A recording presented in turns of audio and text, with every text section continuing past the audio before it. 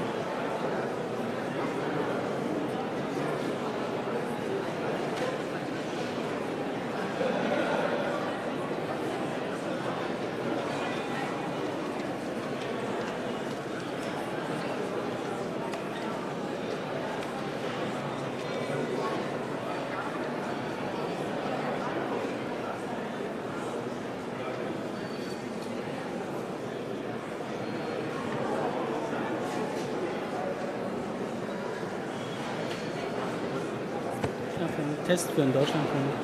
Der Deutschlandfunk-Test 1, 2, 3. Muss noch kurz den Namen einstellen. Ja, das wäre.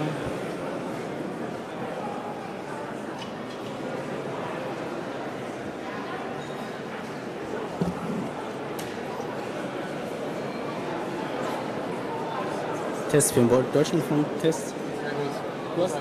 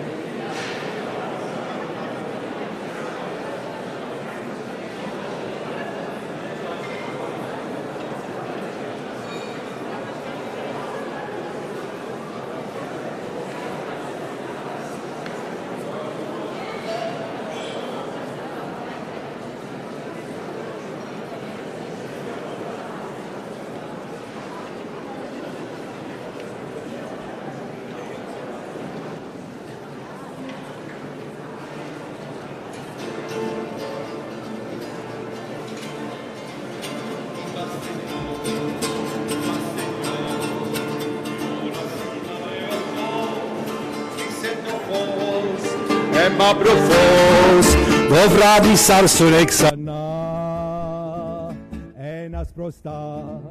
Enas prosta, kia lipisa kolothon, metasiopi, kakolothi, matiosto paritok nosto, varam ne dio, varam ne tris, varam ne kili de catris, Pona thesi, pona kiegio, matios ponai kiopoli, da vinkeros na mastopi, imaste dio, imaste tris, imaste kili de catris, kabala pames tonkero, metivrochi, don imma pisis timplichi, joponos hine te carfi. Und nun der Chor vom Dom hier. Welcome, Mr. Varoufakis. We met us in Omonia, 1st of May, you remember. A greeting for Mikis, you remember. Wir sind schon 2, wir sind schon 3, wir sind schon Tausende dabei, die mit uns solidarisch sind, werden noch mehr in unserem Sinn für Völkerrecht und Menschlichkeit. Es liegt an uns, dann kommt die Zeit. Und jetzt alle ein bisschen Rhythmus. Da da da da, da da da da, da da da da da da da da, da da da da, da da da da, da da da da da da da da, da da da da. Und jetzt in Deutsch ist es auch Nacht. Einmal kommt Licht. Wir sind zu zweit. Wir sind zu dritt, wir sind zu 1000 und verzagen nicht. Ja, Richter.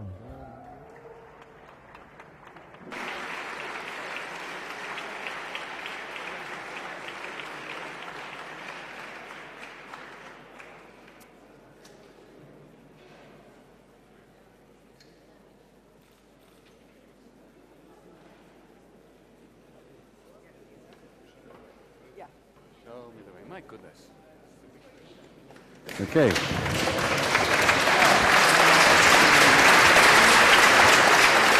bisschen, wenn du nicht neben dir ist, ja? Ja, ich dachte jetzt, dass ich hier sitze, wenn das recht ist. Ja? Ja, genau.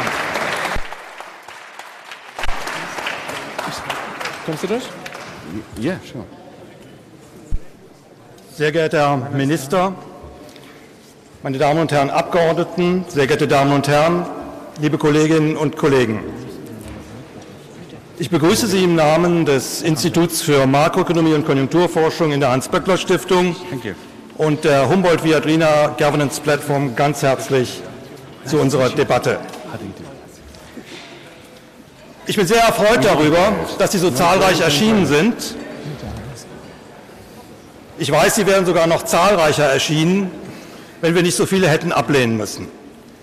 Das zeigt, dass das Interesse an einer solchen Debatte, an einer solchen ungefilterten Debatte enorm groß ist. Und genau dies ist unsere Absicht, einen europäischen Diskurs auf Augenhöhe zu führen, der frei ist von nationalen Klischees, frei ist vom Einsatz von Ressentiments und frei ist von der maximalen Ausnutzung von Skandalisierungspotenzial. Wir finden, es ist an der Zeit, es ist höchste Zeit, dass die Zivilgesellschaft die europäische Debatte führt.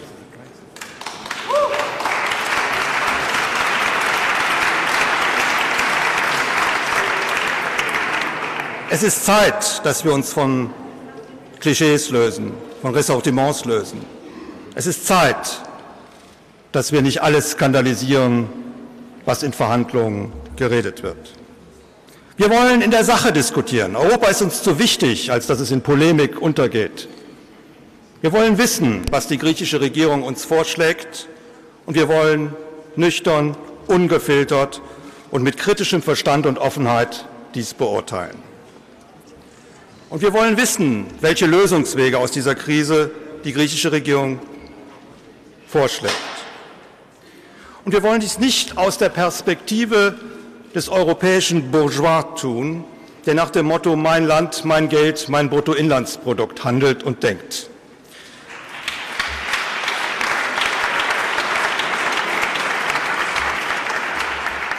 Wir wollen dies als europäische Citoyens tun, die sich um den Zustand ihres Gemeinwesens Gedanken machen und sich dessen Gestaltung zu eigen machen.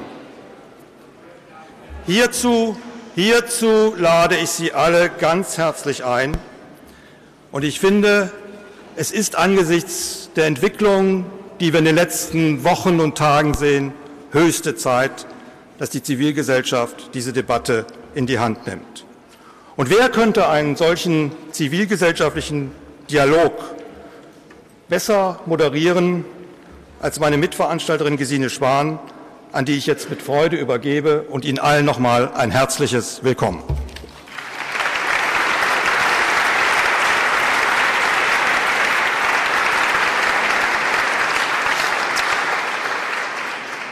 Ich wünsche Ihnen allen auch einen schönen guten Abend. Ich freue mich, dass so viele gekommen sind, uns hier mit anzuhören und vor allen Dingen anzuhören, was der griechische Finanzminister zu sagen hat. Die Idee von uns beiden, von Gustav Horn als dem Direktor des Instituts für Makroökonomie und Konjunkturforschung, der Hans-Böckler-Stiftung und der Humboldt-Viadrina Governance-Plattform war, dass wir erstens für ein werteorientiertes Europa sind. Und dieses werteorientierte Europa heißt, dass wir jedenfalls auch für Gerechtigkeit und für Fairness sind. Wir haben nicht den Eindruck, dass in der Debatte über Griechenland in der deutschen Öffentlichkeit Fairness vorherrscht. Den Eindruck haben wir nicht. Und deswegen haben wir daran gearbeitet. Wir mussten lange daran arbeiten. Er ist nicht so einfach gekommen und wollte sich gar nicht so unbedingt präsentieren, der Minister Varoufakis. Wir haben lange daran gearbeitet, dass er nach Deutschland kommt, damit er seinerseits die Argumente vorträgt. Und ich glaube, dass diese ehrliche und auch redliche, perspektivenreiche Debatte in Deutschland dringend geboten ist. Das ist nicht nur eine Frage, Herr Wirtschaftsminister, das ist nicht nur eine Frage der Gerechtigkeit, sondern es liegt auch im Interesse von Demokratie und von uns selbst. Denn wenn es so weitergeht, dass die Informationen und die Einstellungen so einseitig sind, dann verzerren sie nicht nur das, was wirklich stattfindet. Dann tun sie nicht nur Griechenland und auch der jetzigen griechischen Regierung Unrecht, sondern dann führen sie auch die deutsche Öffentlichkeit in eine Irre, die teuer werden kann. Denn letztendlich wird die Frage sein, ob es denn eine gerechte Lösung dieses Problems gibt, zugunsten von Europa, zugunsten eines freien und eines wirklich gerechten Europa, oder ob es wirklich einen Niedergang gibt, der wird uns Deutsche viel Steuergeld kosten. Wir haben bisher nicht gezahlt, wir haben gebürgt. Wenn das alles fällig wird, dann müssen wir auch zahlen. Und es ist eine unsinnige Sache, eine Lösung anzustreben, die gegen unser Interesse geht. Wir sind gar nicht in einer Sicht, eine bestimmte Lösung vorzuschlagen, aber wir wollen eine faire Berichterstattung und deswegen sind wir froh, dass Minister Varoufakis hierher gekommen ist. Und es gibt noch einen zweiten Punkt, der für uns wichtig ist. Die Frage, wie es mit Griechenland weitergeht, ist nicht einfach eine griechische Frage, ist auch nicht einfach eine ökonomische Frage. Denn wir stehen da vor einer Gabelung, ob wir in Europa weiterhin eine Wirtschaftspolitik betreiben, die viele Länder in eine große Schwierigkeit bringt, wenn nicht in ein Desaster. Und davon haben wir alle nichts. Das heißt, hier geht es um eine Gabelung, sowohl im ökonomischen als auch im demokratischen Sinne.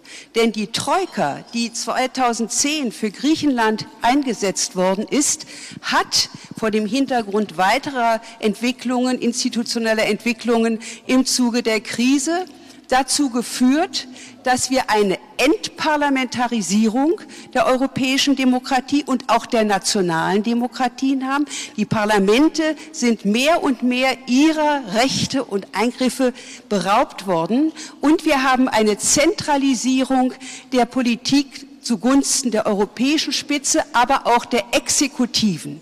Und das ist eine Enddemokratisierung. Wir stehen also vor der Weichenstellung, ob wir diese Tendenz zur Enddemokratisierung, für die Troika durchaus ein Symbol und eine Akteurin ist, ob wir das weitermachen wollen oder ob wir zu einem demokratischen und wirklich öffentlich diskutierenden Europa zurück wollen. Es ist nicht von ungefähr, dass in allen Ländern so viele inzwischen den Eindruck haben, sie gehören gar nicht mehr dahin, weder in den nationalen Regierungen, erst recht nicht nach Europa. Das ist nicht von ungefähr.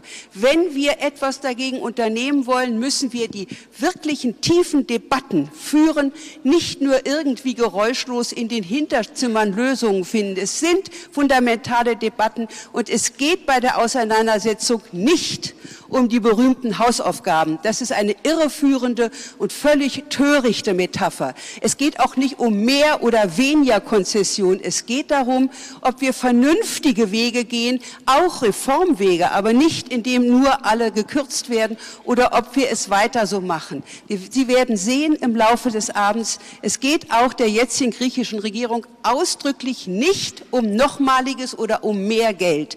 Es geht darum, dass wir ein Wachstum hinbekommen, ein nachhaltiges Wachstum, nicht nur hier, sondern auch in Spanien, auch in Portugal, letztlich auch in Irland. Und deswegen sind die Überlegungen, die Griechenland hier führt, keineswegs zu Lasten etwa der anderen Länder, dass man sie gegeneinander ausspielt, sondern sie sind für uns alle gedacht. Es geht um uns alle. Hier wird nicht die griechische Sache allein debattiert, hier wird unsere Sache debattiert. Und da ich aus einem humanistischen Gymnasium war und auch sonst, wie viele von Ihnen wissen, richtig altmodisch bin, sage ich gern Nostra res agitur, nicht einfach nur die griechische. Darum geht es uns heute. Ich wünsche allen einen interessanten Abend und freue mich, dass Minister Varoufakis jetzt dort einen Vortrag halten wird und jetzt auch endlich dieses Headset hat. Das ist ja immer so eine Sache. Aber er hat sie. Jetzt geht's los.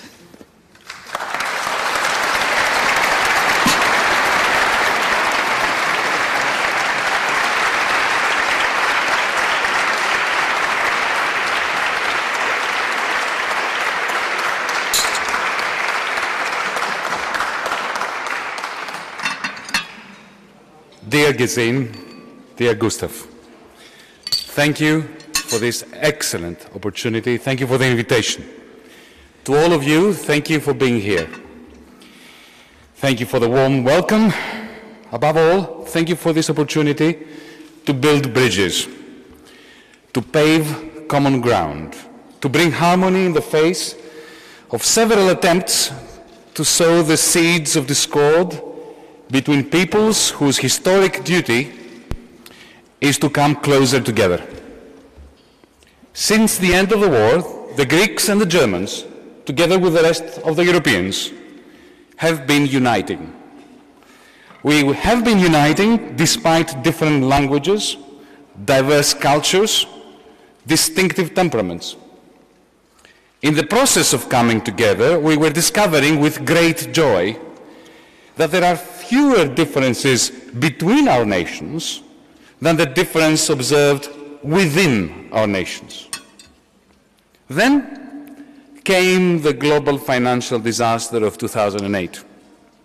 And a year or two later, European peoples, who were, as I said, hitherto uniting so splendidly, ended up increasingly divided by a common currency. A paradox that would have been delightful if it were not so fraught with danger. Danger for our peoples. Danger for our future. Danger for the idea of a shared European prosperity. History does seem to have a flair for farce, judging by the way it sometimes repeats itself. The Cold War did not begin here in Berlin. It began in the streets of Athens in December 1944. The Euro crisis also started life in Athens in 2010, triggered off by Greece's debt problems. Greece was, by a twist of fate, the birthplace of both the Cold War and the Euro crisis. But the causes, of course, for both ran much wider than the streets of Athens, and they spanned the whole of our continent. Now, what were the causes of the euro crisis? Now, news media and politicians, I may add, love simple stories. Like Hollywood, they adore morality tales featuring villains and victims. Aesop's fable of the ant and the grasshopper proved an instant hit. From 2010 onwards, the story goes something like this. The Greek grasshoppers did not do their homework, and their debt-fueled summer day ended abruptly. Then the ants were called upon to bail them out. And now the German people are being told the Greek grasshoppers do not want to pay back the debt. They want another bout of loose living, more fun in the sun, and another bailout so that they can finance it. It is a powerful story, I understand that. A story underpinning a tough stance that many advocate against the Greeks, against our government. The problem is that it is a misleading story, ladies and gentlemen. A story that casts a long shadow on the truth, an allegory that is turning one proud nation against another, with losers everywhere, except perhaps the enemies of Europe and of democracy, who are having a field day. Now let me begin with a truism. One person's debt is another person's asset. Similarly, one nation's deficit is another nation's surplus. When one nation or region is more industrialized than another, when it produces most of the high value-added tradable goods, while the other nation concentrates on low-yield, low-value-added non-tradables, we have an asymmetry, a self-perpetuating asymmetry. Think not just Greece in relation to Germany, think also East Germany in relation to West Germany, Missouri in relation to neighboring Texas, North England in relation to the greater London economy. All cases of trade imbalances with impressive staying power. Now, if you have a freely moving exchange rate between the surplus and the deficit regions or nations, like, for instance, Japan and Brazil have, well, this freely moving exchange rate helps keep the imbalances in check at the expense of volatility. But when we fix the exchange rate to give more certainty to traders, to business, or even more powerfully, when we adopt a common currency, something else happens.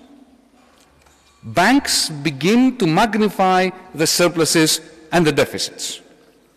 They inflate those imbalances and make them more dangerous, automatically, without asking voters, or the Bundestag, or the Greek parliament, without even the government of the land taking notice. It is what I refer to as toxic debt and surplus recycling by the banking system. It is very easy to see how this happens.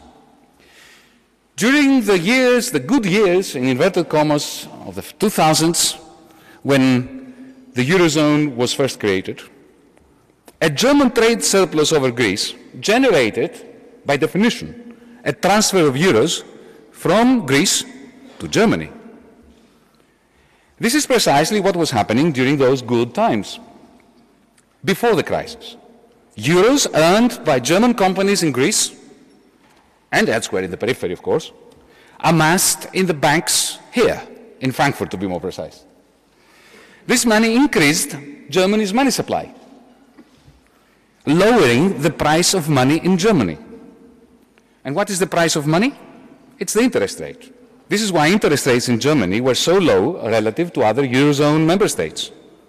Now, suddenly, the banks of the surplus countries, the northern banks, the banks of Frankfurt, for instance, or Paris, for that matter, had a reason to lend their reserves back to the Greeks, to the Irish, to the Spanish, to nations where the interest rate was considerably higher, as capital is always scarcer in monetary unions' deficit regions. So it was that a tsunami of debt flowed from Frankfurt, from the Netherlands, from Paris, to Athens, to Dublin, to Madrid, unconcerned by the prospect of a drachma or a lira devaluation or a peseta devaluation, as we all shared the euro. And lured by the fantasy of riskless risk, that fantasy that was born in Wall Street and the City of London, but very quickly made its way onto the European continent. Now, put differently, debt flows to places like Greece, where the other side of the coin of Germany's trade surpluses.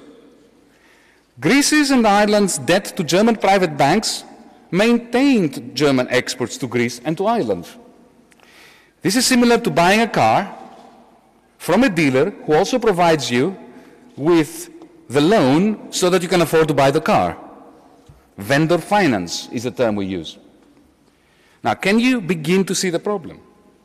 To maintain one nation's surpluses within a monetary union, the banking system must pile up increasing debts upon the deficit nations. It can't happen otherwise.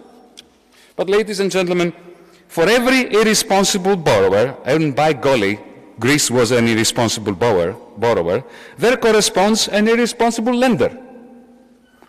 This is why there is no profit to be had today from thinking about debt in moralistic terms. We, together, we Europeans, built an asymmetrical monetary union with rules that guaranteed the generation of unsustainable debt. This is how we constructed it. We're all responsible for it, jointly, collectively, as Europeans.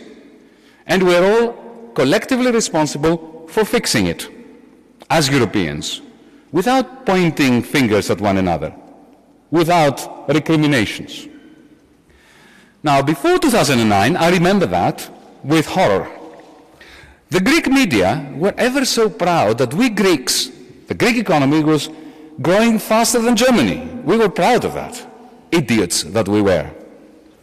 Of course, we were wrong. It was pyramidic, Ponzi growth, fueled by unsustainable debt. So when our bubbles burst in 2009, 2010, the German press accused the periphery of profligacy and of being bad European citizens who got what they deserved. It was the turn of the German press to get it wrong. The periphery's exorbitant debts were essential for the flow of surpluses from the periphery to the core of our monetary union. In summary, our Eurozone surplus recycling was at the heart of the problem. In 2009-2010, when the international financial crisis hit and caused a credit crunch which led to the bursting of the bubbles in the periphery, countries like Greece and Ireland took a big hit on behalf of a Eurozone that was not designed well. We, in Greece in particular, speaking as a Greek, we took a hit so that the banks would be saved. The banks that did all the recycling so badly beforehand. To save a Eurozone economically incapable of absorbing the shock waves of the great financial crisis of 2008, that the Eurozone design had created, and which Europe was politically unwilling to come to terms with and to try to redesign it in good time. Now, for 5 years now, Europe and 3 different Greek governments have been misleading the people of Greece and the people of Germany. We have been pretending, speaking now as governments, that we solve the crisis by extending it into the future, pretending that the Greek nation's bankruptcy could have been dealt with by ever-increasing loans on condition of further income-sapping austerity, which undercut the nation's capacity to repay. Meanwhile, in my country, a Great Depression took hold. The political center imploded, children faint at school from malnutrition, and Nazis, yes, Nazis, are coming out of the woodwork in the streets of our cities. As I already said, it is truly pointless to indulge in the blame game. Whose fault was the crisis? We are all at fault. We created a Eurozone with a surplus recycling mechanism with which mathematical precision led to a crisis with victims everywhere. The longer we take to realize this, and the more we point fingers at one another, the more we allow proud nations to turn against one another, the greater our collective fault. Earlier, I referred to the Aesop fable, the ant and the grasshopper, that has done, in my opinion, so much damage to our people's understanding of their relation with one another and to their appreciation of each other. Allow me to retell the Aesop tale, slightly differently, just for a minute. Now, to begin with, I hope you agree with the idea.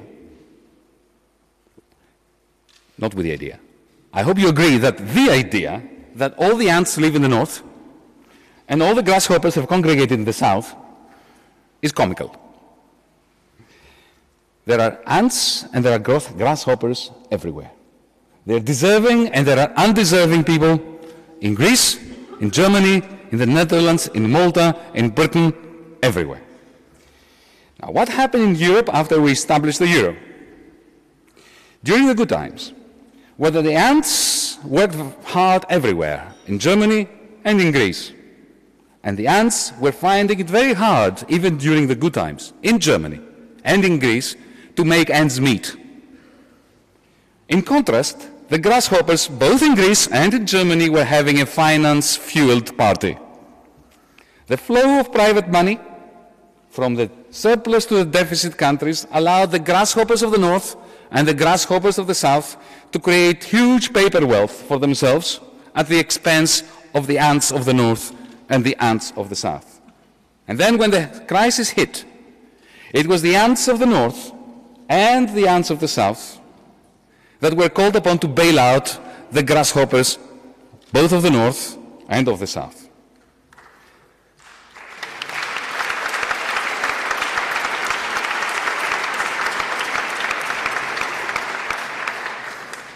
These bailouts cost the ants very dearly in this country, as well as in my country, in Slovakia, in Italy, in Portugal, everywhere. Especially the Greek ants, which inherited a Great Depression that makes Steinbeck's Grapes of Wrath come vividly alive again.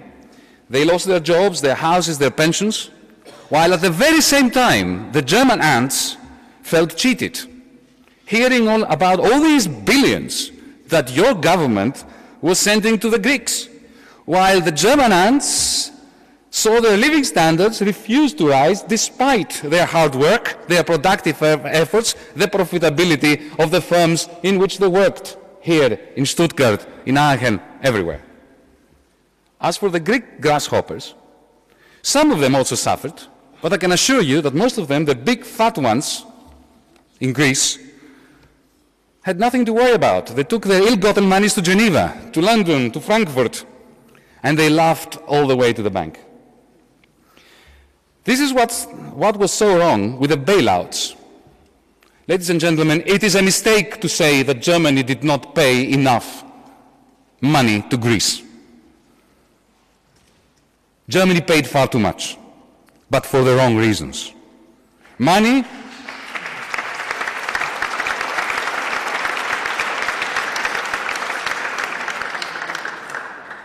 that did not help the Greeks. It was never a bailout for Greece. 91% of the money that Europe and the IMF lent to Greece went to the banks. Greek banks, German banks, French banks. It was money that was taken from the taxpayers of every country, including Greece, and thrown into a black hole of unsustainable debts, while people suffered everywhere, throughout Europe. We went from the 2000s, when we had debt-fueled growth, full circle to debt-fueled austerity.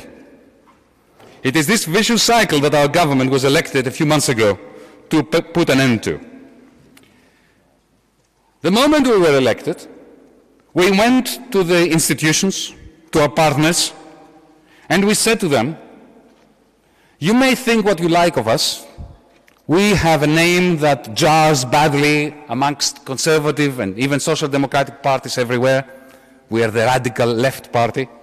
We don't expect you to like that. But at least we're bringing into you an important asset. We are not corrupt. We have not received a single euro from the corrupt powers that be in Greece to be elected. We ran a shoestring campaign.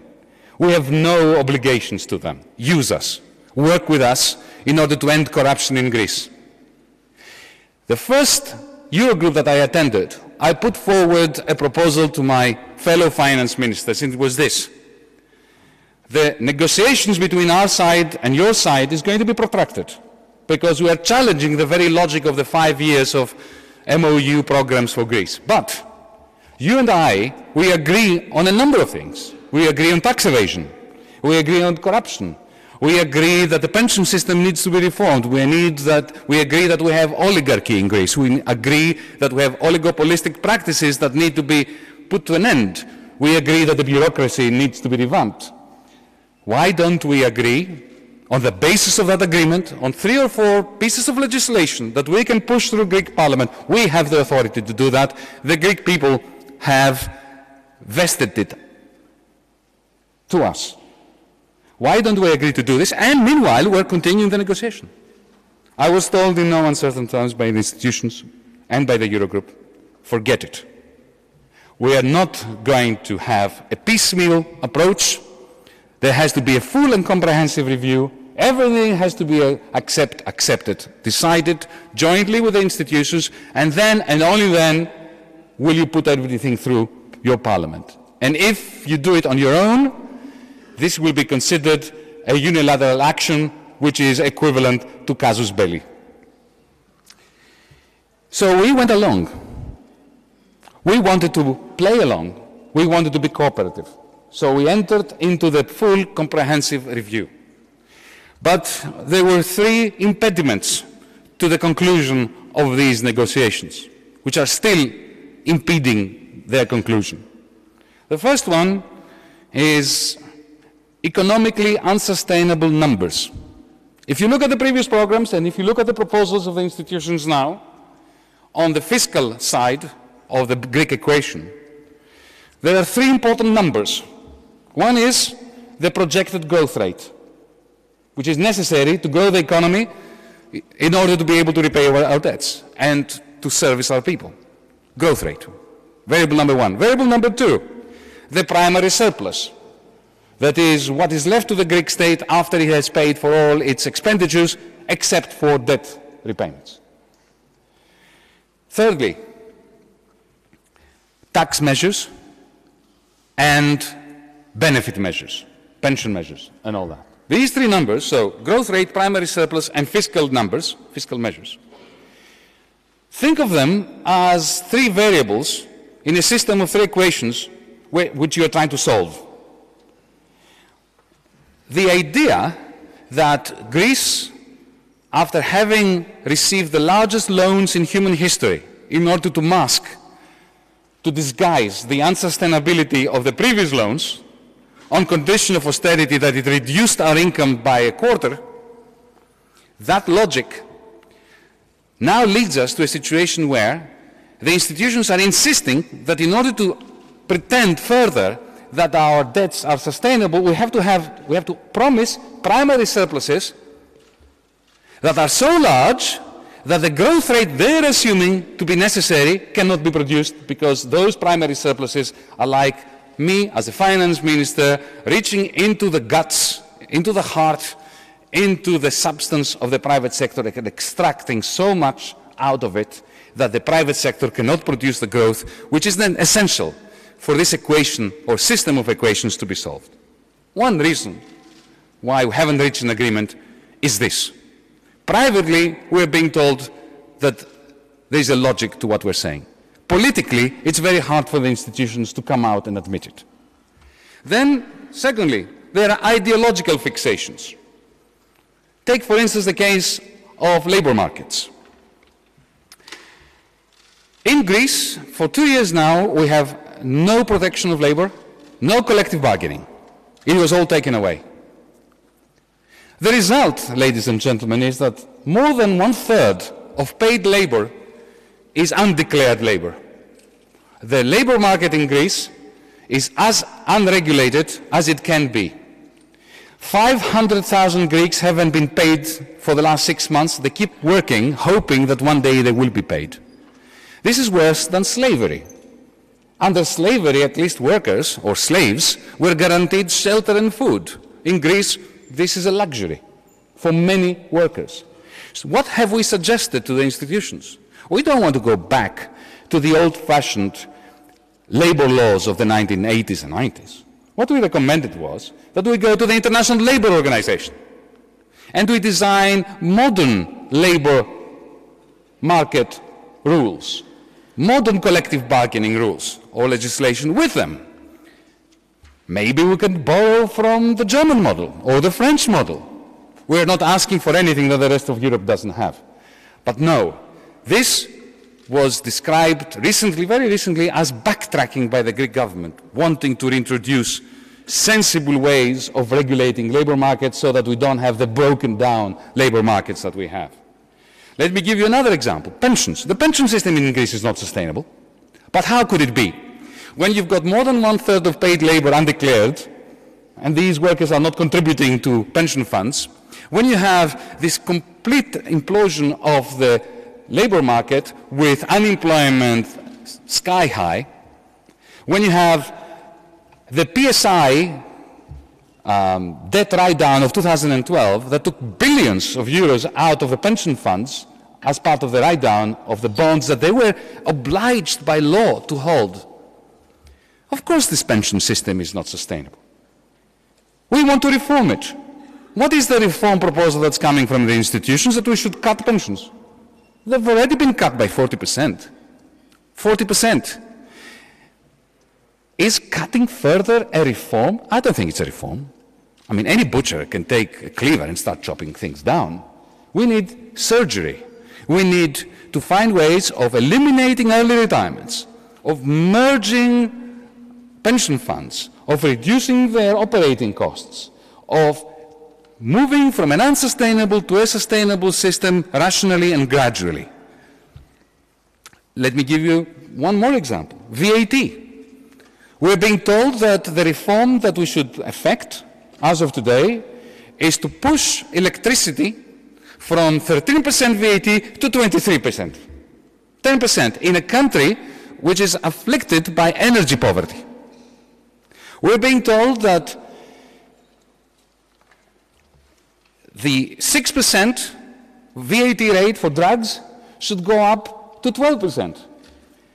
Imagine if I were to go to my parliament and recommend that the way out of this crisis is by having low pensioners who are receiving something like 300, 350 euros a month.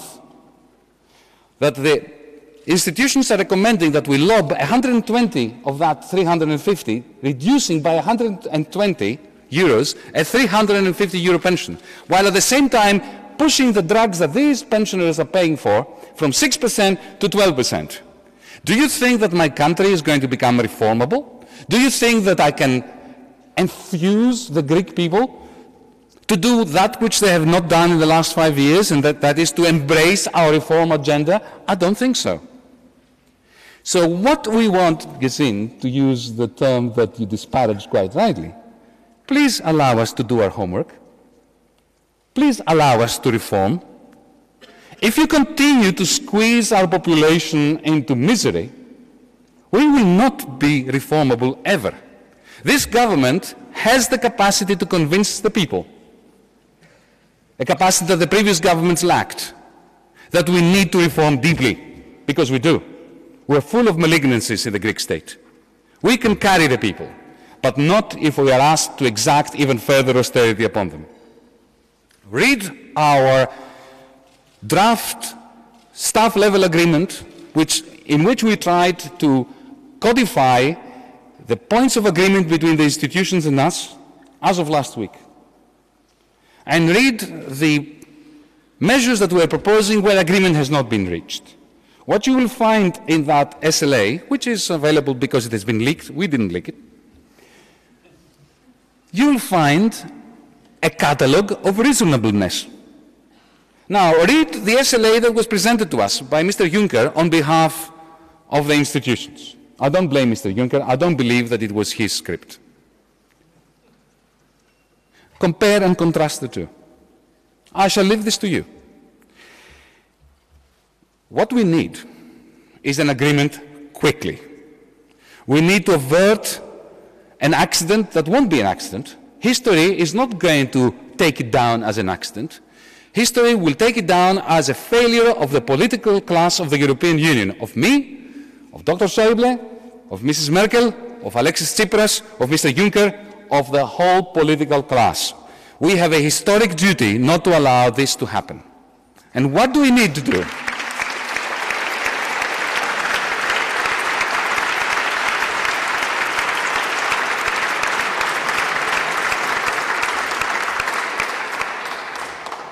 What do we need to do to have an agreement?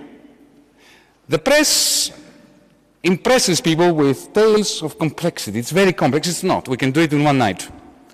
Our leaders can lock themselves, as they usually do in Europe, into a room at 8 o'clock in the evening and emerge at 4 in the morning with an agreement. It will be hard, but they can do it. What would that agreement comprise? Let me tell you very quickly. There should be a list of very deep reforms for the Greek state.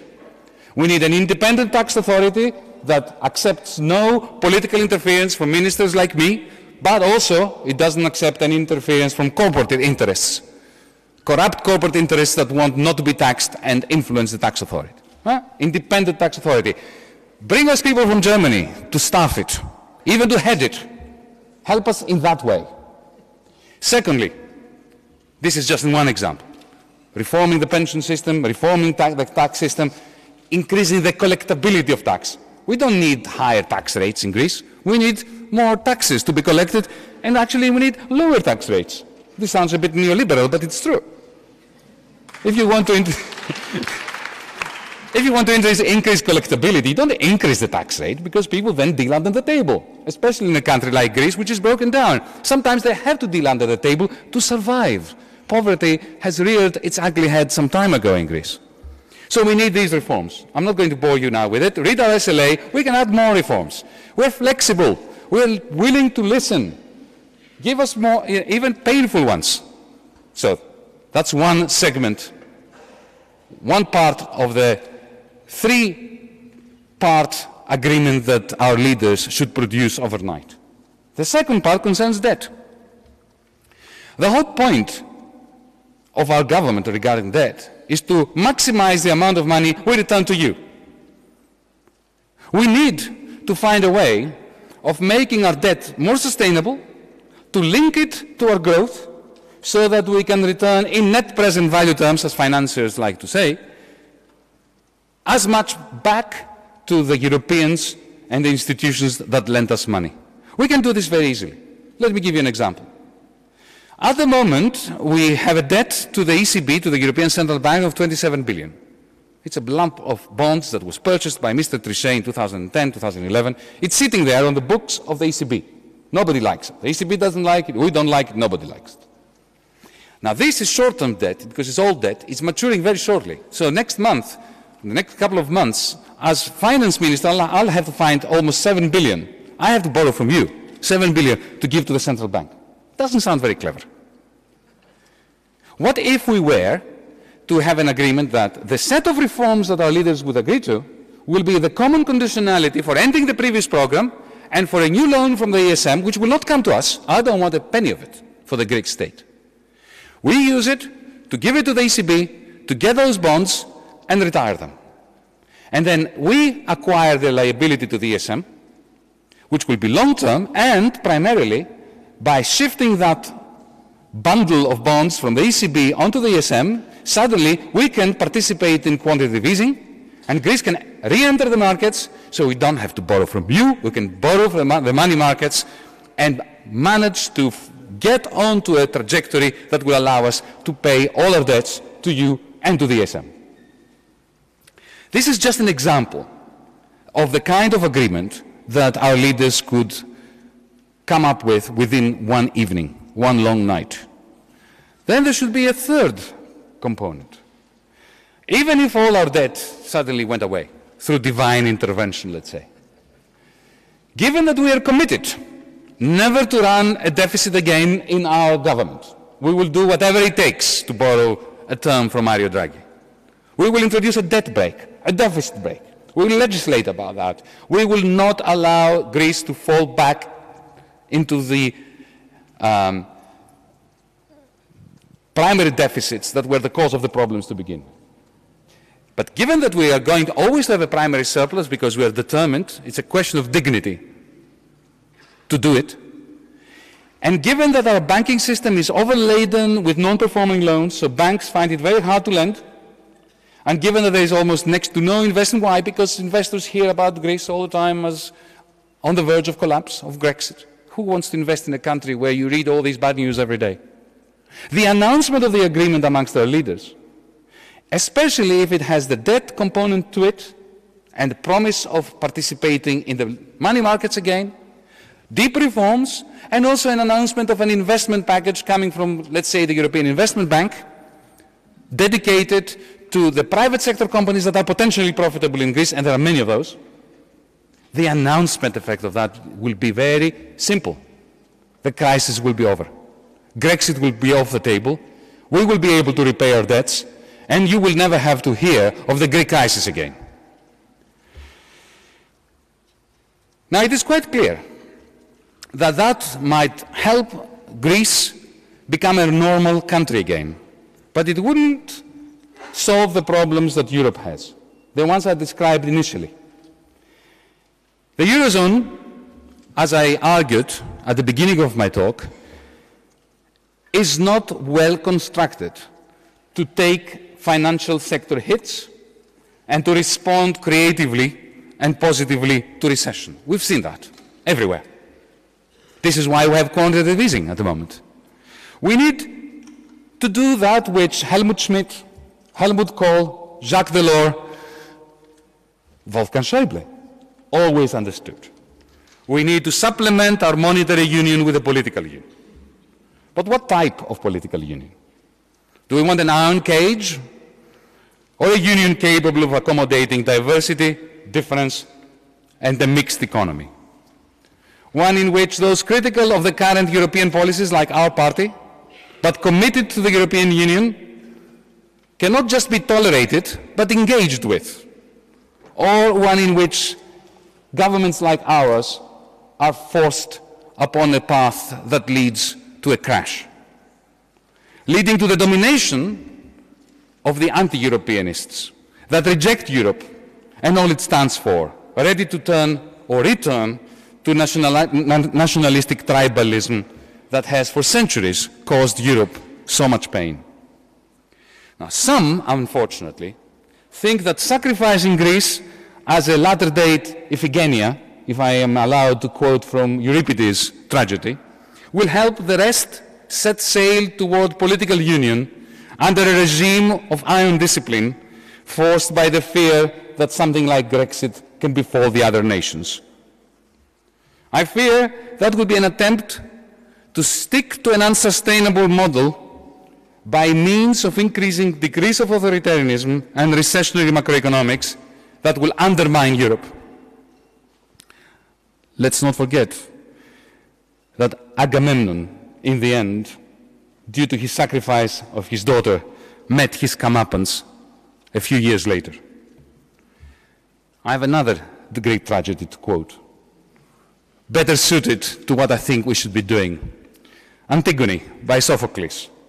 She showed that we have a duty to challenge rules that go against basic principles of humanity and justice, to reassess the rules according to their efficacy and humanity, and change them if we need to. Which do you think is best suited to the European project? The Agamemnon strategy or the Antigone strategy? I trust it is not the Agamemnon strategy. The major problem with this is that during a crisis, the political will to bring the asymmetrical monetary union's economies closer together, as we must do, is weakened. This crisis has not brought us closer together.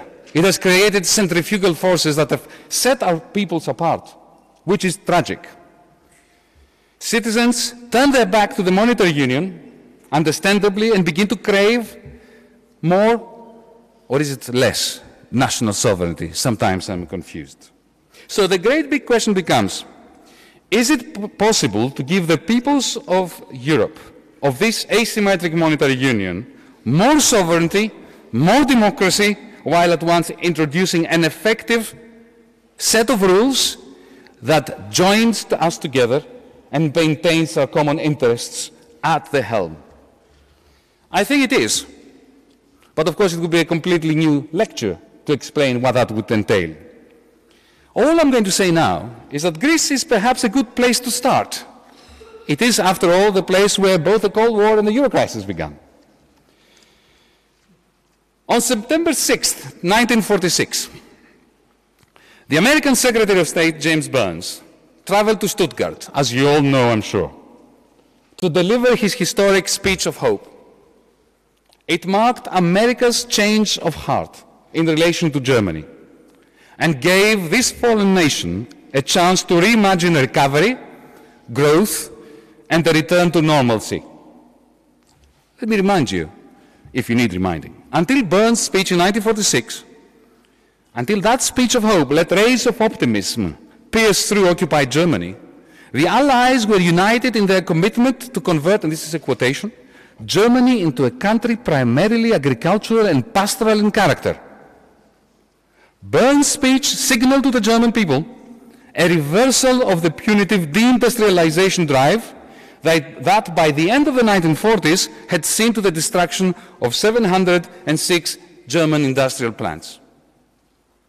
Germany owes its post-war recovery and wealth to you, to its people, to your hard work, to your innovation, and to your commitment to a united democratic Europe.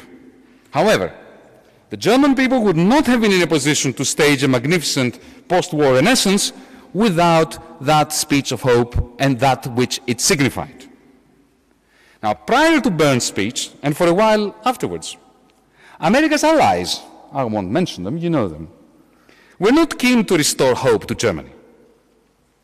But once Washington had decided to rehabilitate Germany, there was no turning back. Germany's renaissance was on the cards, facilitated by the Marshall Plan, by the United States-sponsored 1953 debt write-down, as well as by the infusion of migrant labor from Italy, from Yugoslavia, from Greece. I submit to you that Europe could not have united in peace and democracy without that sea change and the rehabilitation of Germany. Someone had to put aside moralistic objections and look dispassionately at a nation locked into a set of circumstances that would only produce discord and fragmentation across the continent. The United States, having emerged from the war as the only creditor nation, surplus nation, did precisely that. 7 decades later, now, another nation is locked into a frightful trap that is sending ripples across Europe and from which it cannot escape without a variant of Burns' speech of hope. It is my country, Greece. Moralistic objections abound and stand in the way of affording the Greek people a shot at achieving escape velocity, of doing their homework, as I put it before. Greater austerity is demanded for an economy that is on its knees, due to the heftiest dose of austerity any nation has had to endure in peacetime. No offer of debt relief by the institutions, no plan for boosting investment, and certainly no speech of hope for our fallen people. The Greek government has tabled a set of proposals to the institutions, the SLA that I referred to, for deep reforms, for debt management, as well as an investment plan that will kickstart the economy. We are ready and willing to enter into a compact with Germany, with France, with Portugal, with Slovenia, with Europe, with the IMF, a compact that will eradicate the malignancies that were responsible for Greece being the first domino to fall in 2010. We are offering a debt break, deep reforms to weed out corruption, all those things that we all agree should happen in Greece. We are ready to play our part even in designing a proper, sustainable recycling scheme for the Eurozone, to do our homework and stick to the rules that we co-author with the rest of the Europeans, with the Germans. But to implement these reforms successfully, Greeks need a missing ingredient: hope. A speech of hope for Greece is precisely that which would take and make all the difference now. A speech of hope for Greece would benefit our creditors, as our renaissance will eliminate the probability of defaulting on their loans. Now, what should that speech of hope for Greece include? Well, allow me to say that just like Burns' speech was short on detail but long on symbolism, a speech of hope for Greece does not have to be technical. It could simply mark a sea change, a break with the past 5 years of adding new loans on already unsustainable debt on condition of more doses of punitive austerity that diminishes our incomes. Who should deliver the speech of hope? Well, I think it should be the German Chancellor.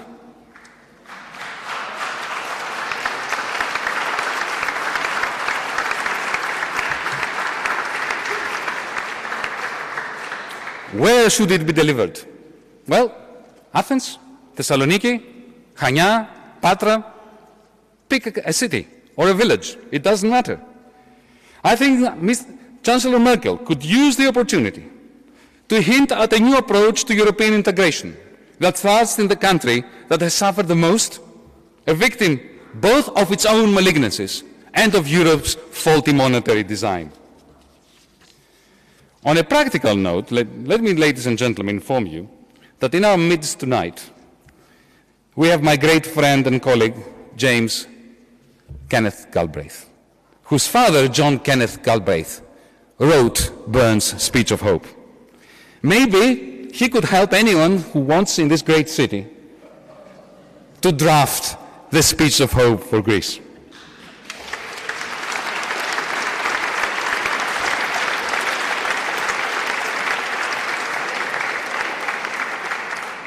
Allow me to finish with two tales on a lighter note. One of the funniest stories I've heard as to why we created the Eurozone came from a friend whose name I will not mention. I added a little bit to it. It goes as follows. We created the Eurozone because the French feared the Germans, because the Italians wanted to be like the Germans, the Spanish wanted to be like the French, the Portuguese wanted to escape the Spanish, the Irish wanted to escape the British, the Greeks hated the Turks, which is not true. The Belgians wanted to join up both Holland and France, and in the end, the Germans feared the Germans. Now, I don't believe in this. I'm only mentioning it because it's funny, but I think it's wrong. And I think it's wrong for two reasons. Firstly, I don't believe that the Germans fear the Germans anymore.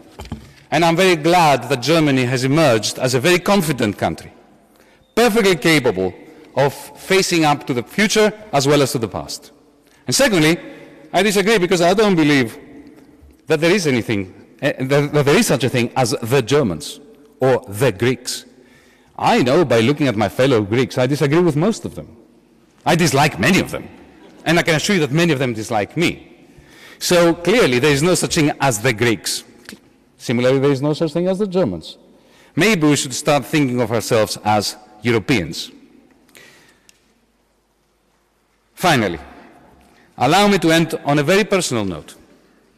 One of the enduring memories of my childhood is the crackling sound of the wireless tuned into Deutsche Welle.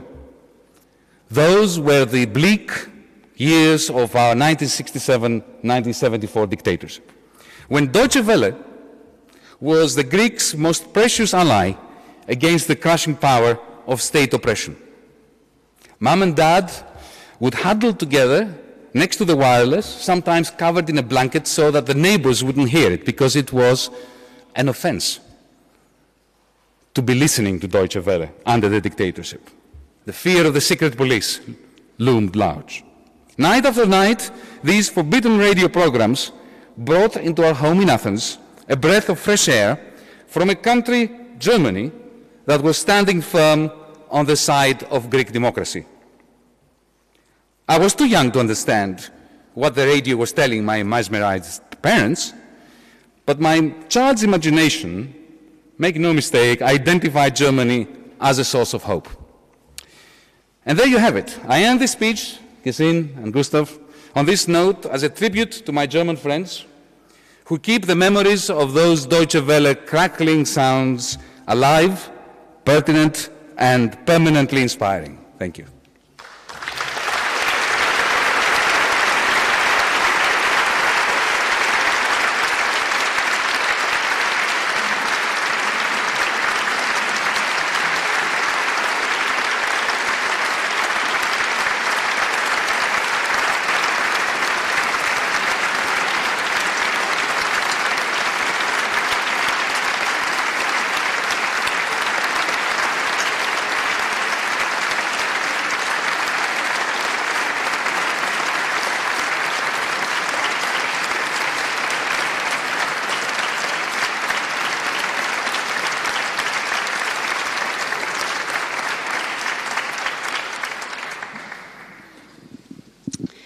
Vielen herzlichen Dank, lieber Yanis Varoufakis. Das war viel zum Nachdenken. Das hat uns vieles präsentiert. Und ich hoffe, dass wir jetzt eine anschließende Diskussion haben, auch mit sicher kontroversen Argumenten. Aber da Antigone eines der Theaterstücke war, was sich vielfach im Gymnasium wiederfand, in der Lektüre, aber auch beim Theaterspiel, hat mich das besonders gefreut mit Antigone. Herzlichen Dank nun auch Rainer Hoffmann. Ich muss ihn nicht vorstellen, er ist der DGB-Vorsitzende. Er war lange Zeit und auch zuletzt erst wieder dann in der IGBCE und war vor allen Dingen lange Zeit in Brüssel und ist ein ganz überzeugter Europäer. Und er hat es möglich gemacht, zusammen mit der Böckler Stiftung, dass wir das alles hier machen können. Ich danke auch dem Geschäftsführer, Michael Gugemus, denn wir, die Humboldt-Viadrina Governance Plattform, sind nur eine kleine NGO. Da ist die Macht. Und dafür bedanke ich mich, dass die Macht das ermöglicht hat. Herzlichen Dank. Also, Rainer Hoffmann. Zu meiner Linken sitzt Gerhard Schick. Er ist Mitglied im Deutschen Bundestag. Er ist stellvertretender Vorsitzender des Finanzausschusses. Er ist Grüner, das wissen alle, glaube ich, und leitet auch die Euro-Arbeitsgruppe. Er hat gerade vor ein paar Tagen eine längere Reise gemacht, also ein paar Tage für einen Abgeordneten nach Griechenland und hat einen Reisebericht geschrieben, der sehr beeindruckend ist. Ich bin sehr dankbar, dass Herr Professor Dr. Michael Hüter dabei ist. Er leitet das Institut der deutschen Wirtschaft. Das ist das Forschungsinstitut der Arbeitgeberverbände. Ist das richtig gesagt? Oder also jedenfalls arbeitgebernah, glaube ich, so weit kann man gehen. Ich glaube, wir kennen uns schon eine ganze Weile, bestimmt schon 15 Jahre. Ich war sehr, sehr dankbar, dass er sofort zugesagt hat, bei der Einladung zu kommen. Denn es ist zu erwarten, dass er nicht in allem mit dem griechischen Finanzminister übereinstimmt und dass er auch vielleicht mit anderen nicht übereinstimmt. Umso wichtiger ist es, dass er da ist, denn es geht uns um Argumentation und ich bedanke mich bei allen und natürlich bei Gustav Horn, der das Ganze auch möglich gemacht hat. So, lieber Rainer Hoffmann, die Bitte ist, dass du jetzt deine Überlegungen zu der gesamten Griechenland-Frage und gegebenenfalls auch zu dem, was Minister Varoufakis vorgetragen hat, sagst. Wir wollen so verfahren, weil wir diesen Gast hier nicht so oft haben. Alle anderen sind auch sehr wichtig, aber den haben wir nicht so oft, dass wir immer nach der Intervention eines Panelmitglieds, also zunächst Rainer Hoffmann, auch nochmal wieder Yanis Varoufakis bitten, etwas dazu zu sagen. So, Rainer, the floor is yours. Liebe Gesine, herzlichen Dank. Meine Damen und Herren, liebe Kolleginnen und Kollegen, ich denke, die Einladung für unsere heutige Veranstaltung war dringend erforderlich, weil den Zweck, den wir mit einer solchen Diskussion verbinden, hat Gesine Schwan in ihrer Begrüßung, glaube ich, sehr deutlich gemacht. Wir brauchen Aufklärung und wir brauchen Orientierung, wie wir nicht nur die Krise in Griechenland überwinden, was dringend notwendig ist, sondern wir brauchen auch einen Kurswechsel für Europa, dass Europa insgesamt raus aus der Austeritätspolitik kommt und dass wir gerade den Menschen in Europa wieder eine Perspektive geben, weil die Legitimation der europäischen Integration ist seit der Krise massiv unter die Räder gekommen und wir müssen alle ein gemeinsames Interesse daran haben, Europa wieder auf den Pfad zu bringen, wo wir als Gewerkschaften seit vielen Jahrzehnten immer gesagt haben, wir brauchen ein soziales Europa,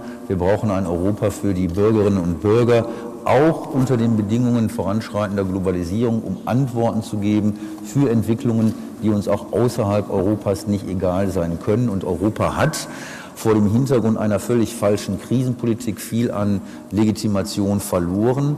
Und gerade die Diskussion mit Yanis Varoufakis zeigt auch, dass wir, glaube ich, als allererstes sowas wie eine verbale Abrüstung brauchen, weil gerade in den bundesrepublikanischen Medien vieles an Unwissenheit, vieles an Zuspitzungen, vieles an Polemik erfolgt ist, was uns in der Suche nach Lösungen und die Technik funktioniert, ja jetzt höre ich es auch, ist besser, gut, dass wir verbale Abrüstung brauchen und dass wir vor allen Dingen, ich glaube, das ist eines der ersten klaren Botschaften, ein Bekenntnis zum Verbleib Griechenlands in der Europäischen Währungsunion brauchen.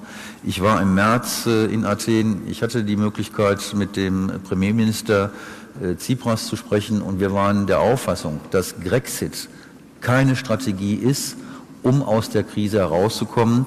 Und so ein klares Bekenntnis, glaube ich, brauchen wir von allen handelnden Akteuren, weil das ist die erste Voraussetzung dafür, dass wir auch im Hinblick auf die griechische Bevölkerung, aber auch im Hinblick auf die deutsche, die europäische Bevölkerung hier sowas wie eine sichere Grundlage schaffen. Und drittens brauchen wir, und dafür haben sich die deutschen Gewerkschaften, der DGB und seine 8 Mitgliedsgewerkschaften, aber auch der Europäische Gewerkschaftsbund seit vielen Jahren ausgesprochen, wir brauchen einen Politikwechsel, wir brauchen einen Weg von der Austeritätspolitik.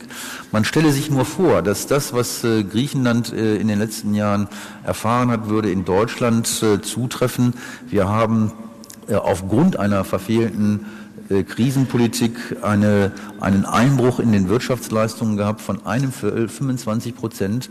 Deutschland war von der Krise auch massiv betroffen, aber wir hatten einen Rückgang des Bruttoinlandsproduktes um gerade mal 5% und wir alle wissen, wie schwierig es war, aus dieser Krise herauszukommen. 25% wäre bei uns ein Desaster und die politische Diskussion wäre, glaube ich, eine völlig andere.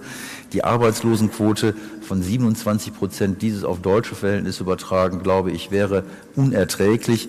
Und dass man schlicht und ergreifend aufgrund einer falschen Austeritätspolitik die Löhne bis zu 17% absenkt, wäre in Deutschland auch mit den deutschen Sozialpartnern nicht zu machen. Deshalb sagen wir nochmal ganz deutlich, es gibt Alternativen, wir brauchen Alternativen. Und das ist ja mittlerweile auch in der Politik angekommen. Letzte Woche wurde zumindest Martin Selmayr zitiert, der immerhin Chef de Cabinet von Jean-Claude Juncker ist, dass die Strukturanpassungsprogramme der letzten Monate offensichtlich unrealistisch waren und eben nicht ausgewogen waren. Wenn diese Erkenntnis zutrifft, ich glaube, dann wäre das auch eine Grundlage dafür, zu anderen Krisenlösungsstrategien mit Griechenland zu kommen. Und die Erkenntnis ist ja nicht nur bei Selmayr angekommen, es ist ja mittlerweile auch bei der IWF, beim Internationalen Währungsfonds angekommen, dass selbst der IWF mittlerweile attestiert, dass Griechenland einen hohen Preis gezahlt hat und dass die Annahmen der fiskalischen Maßnahmen offensichtlich eben nicht zu den Effekten geführt haben, dass Griechenland auf den Wachstumskurs zurückgeführt wurde, sondern das Gegenteil ist der Fall. Wenn diese Annahmen oder wenn diese Erkenntnis da ist, dann müsste es nicht so schwer sein, in den nächsten Wochen eine, wie von Yanis Varoufakis auch skizzierten, Krisenstrategie zu kommen, die eine andere Orientierung annehmen muss als die der letzten Jahre. Ich will noch 2 Dinge sagen, was auch für die deutsche Diskussion für mich eigentlich immer unterbelichtet ist, wenn es um die griechische Staatsverschuldung geht. Auch das meine ich mit verbaler Abrüstung. Da ist in den letzten Monaten sind da schon andere Töne angeschlagen worden, aber ich erinnere mich noch gut, als auch Regierungsvertreter der Auffassung waren, dass die Griechen über ihre Verhältnisse gelebt haben. Ich denke, dieses ist schlicht und ergreifend Unfug und es ist dringend Aufklärung darüber notwendig, was eigentlich die Ursache für die griechische Misere ist, die ja mir nichts, dir nichts, von einer Finanzmarktkrise in eine Staatsschuldenkrise uminterpretiert wurde und damit zugleich bei großen Teilen sowas wie Gehirnwäsche versucht wurde, weil die ökonomischen Realitäten einfach überhaupt nicht zurechtgerückt wurden und die Realitäten bedeuten, dass Griechenland zur Zeit oder vor der Krise eine Staatsverschuldung schon hatte von 300 Milliarden Euro. Das entsprach damals einer Staatsverschuldung deutlich über die Maastrichter Konvergenzkriterien von 127%. Mittlerweile wird argumentiert, was nicht falsch ist, wir haben eine Staatsverschuldung von 175%, aber das Delta, was dazwischen liegt, beträgt gerade mal 12 Milliarden. Weil natürlich die Staatsverschuldung immer nur eine relative Größe ist und auch gemessen werden muss am Bruttoinlandsprodukt. Und wenn eine Politik gefahren wird, wo das Bruttoinlandsprodukt um 25% in den Keller geht, dann ist völlig klar, dass die Staatsverschuldung denn offensichtlich Dimensionen annimmt, die sind schwindelerregend, aber eigentlich das ökonomische Problem, was dahinter steht, überhaupt nicht in Angriff genommen wird, was eben nochmals nicht Austerität heißen kann, sondern wir brauchen Investitionen, wir brauchen eine Politik zurück auf den Wachstumsweg für Griechenland, für Europa insgesamt. Und ich finde es auch in der öffentlichen Debatte immer wieder unerträglich, wenn zu Recht darauf hingewiesen wird, dass mit dem ersten und zweiten Hilfspaket insgesamt 240 Milliarden Euro an Rettungsschirmen zur Verfügung gestellt wurde. Allerdings wird dabei permanent verschwiegen, dass 90% dieser Gelder letztendlich lediglich dazu dienten, Altschulden abzubauen. Und wenn es darum ging, Altschulden abzubauen, dann waren es insbesondere die großen Anleger und die Großbanken aus Frankreich, der Schweiz und der Bundesrepublik Deutschland. Von den Hilfsgeldern sind bei den griechischen Menschen oder bei der griechischen Regierung gerade mal 10% angekommen. Das sind alles Punkte, die weisen darauf hin, dass wir hier mehr Aufklärung, mehr ökonomischen Sachverstand brauchen und die richtigen Antworten auf die Krise geben müssen. Wir haben im Februar als Deutscher Gewerkschaftsbund uns zu den Wahlen in Griechenland geäußert und haben daran erinnert, dass wir gemeinsam mit dem Europäischen Gewerkschaftsbund bereits vor 3 Jahren einen Vorschlag gemacht hatte, der knüpft an die Erfahrung nach 1945, dass wir einen europäischen Marshallplan gefordert haben, mit deutlich ambitionierteren Zielsetzungen als das Investitionsprogramm der Kommission von Jean-Claude Juncker jetzt vorsieht. Von diesen Maßnahmen ist bislang wenig bis nichts umgesetzt worden. Das wären aber konkrete Politikalternativen, die auch Griechenland helfen können. Es ist aber auch klar, und das hat Yanis Varoufakis durchaus ja eingestanden, und darüber gilt es, glaube ich, weiter zu diskutieren. Wir brauchen Reformen. Aber welche Reformen brauchen wir? Das Reformen sind, die nicht das Synonym sind für Deregulierung, Liberalisierung und Privatisierung, sondern wir brauchen Reformen beispielsweise im Hinblick auf die Finanzadministration in Griechenland. Wir brauchen Reformen aber auch, und auch da sehe ich große Defizite im Bereich aktiver Arbeitsmarktpolitik, und wir brauchen vor allen Dingen eine Revitalisierung der Tarifautonomie in Frankreich, die dazu beiträgt, dass Löhne nicht immer nur abgesenkt werden, sondern wo die Sozialpartner mit ihren Beitrag leisten können zur Krisenüberwindung. Das wird zurzeit in Deutschland massiv gelobt. Die deutschen Gewerkschaften, die deutschen Sozialpartner gemeinsam mit der BDA sind offensichtlich bei der Politik hoch im Kurs, weil jeder attestiert uns, dass wir in der Krise durchaus vernünftige Maßnahmen mit dem Instrument unserer Tarifpolitik genutzt haben. Den Griechen wird vorgeschrieben, die Tarifautonomie zu zerstören, und da würde mich von Yanis Varoufakis auch noch mal interessieren, wie weit seid ihr, trotz allen Drucks aus Brüssel, mit den Sozialpartnern Tarifautonomie wiederherzustellen, unabhängig, was die Institutionen euch an Vorgaben machen. Ich glaube, hier wäre ein gemeinsames Vorgehen notwendig.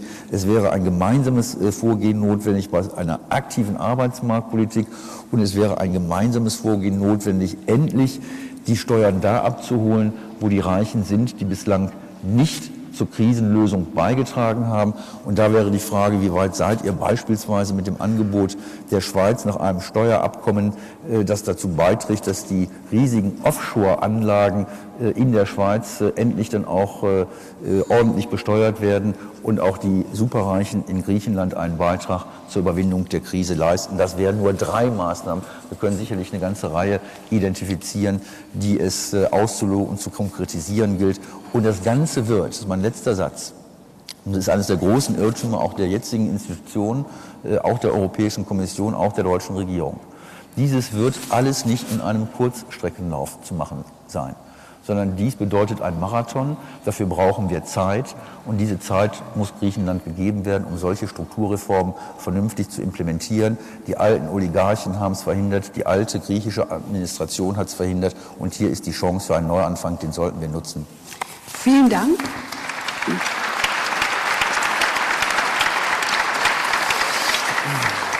Vielen Dank, Rainer Hoffmann. Ja, bitte. Wir wären froh, wenn Yanis Varoufakis gleich was dazu sagte. I think we are in complete agreement.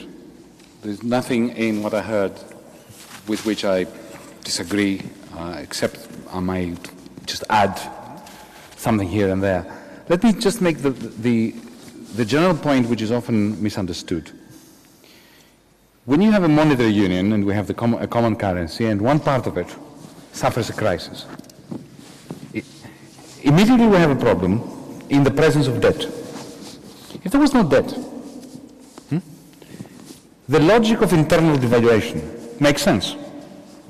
So instead of having the drachma devaluing and our exports becoming cheaper and our imports more expensive, we could have our incomes come down, prices coming down by the same degree, and that would be equivalent. It is not equivalent when you already have a lot of debt in euros, because the internal devaluation means that your incomes come down, your debts don't go down, private or public, and then you're stuck. Then you need a bailout. Then you go into this kind of cycle. So internal devaluation creates Grexit, or Italexit, or Spanexit, or something exit. So we need to be able to respond to asymmetrical recessions in a way that manages the recessions where they occur. At the moment, we have an anti-deflationary policy from the European Central Bank, quantitative easing, which concentrates its firepower, because of the way that we have constructed it, on Germany. So more bonds are being purchased. That's creating problems in the insurance industry here, because the yields of the interest rates of the bonds come really crashing down. And when, forget Greece, Spain enjoys a lot less help with its deflation. So, you know, this is a structural problem.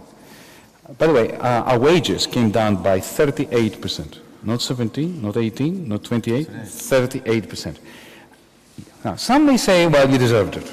You lived beyond your means, you weren't producing enough, you were lazy, you were taking long holidays and long lunch breaks. Maybe. Maybe. Okay, but I don't want to counter this argument. The point I want to make is this.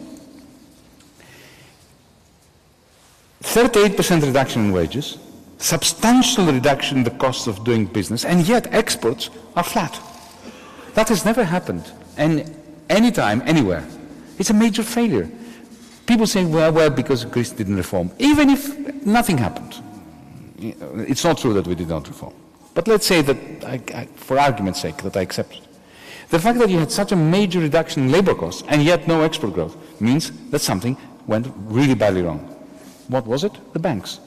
So you have export-oriented companies in Greece with a full order book, profitability, and they can't get loans. So they can't buy raw materials to provide the customers outside of Greece with the output that the customers want.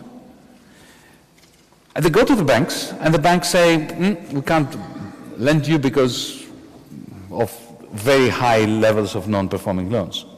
They come to Frankfurt or go to Paris. You know what they're told? Shift your headquarters here and then we'll lend you. This is not how to run a monetary union. On the question of tax evasion. We have two problems here. One is we need to find the evaders. We've already started a project of algorithmically comparing and contrasting the movements of bank accounts, bank transfers, both within Greece and outside Greece, with tax returns.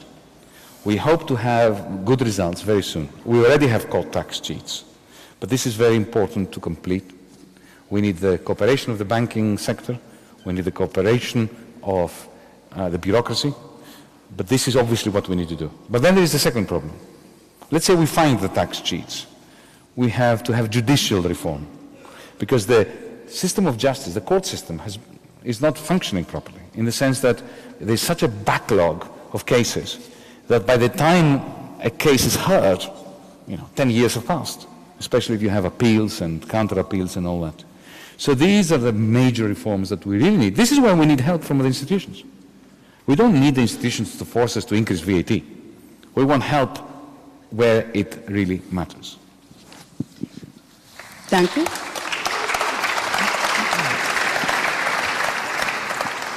Da mein Reflex immer bei sehr viel Übereinstimmung ist, dass wir dann jetzt mal was dagegen hören möchten, bitte ich Professor Michael Hüter, seine Überlegungen vorzutragen. Aber ich will Sie damit natürlich nicht reformieren.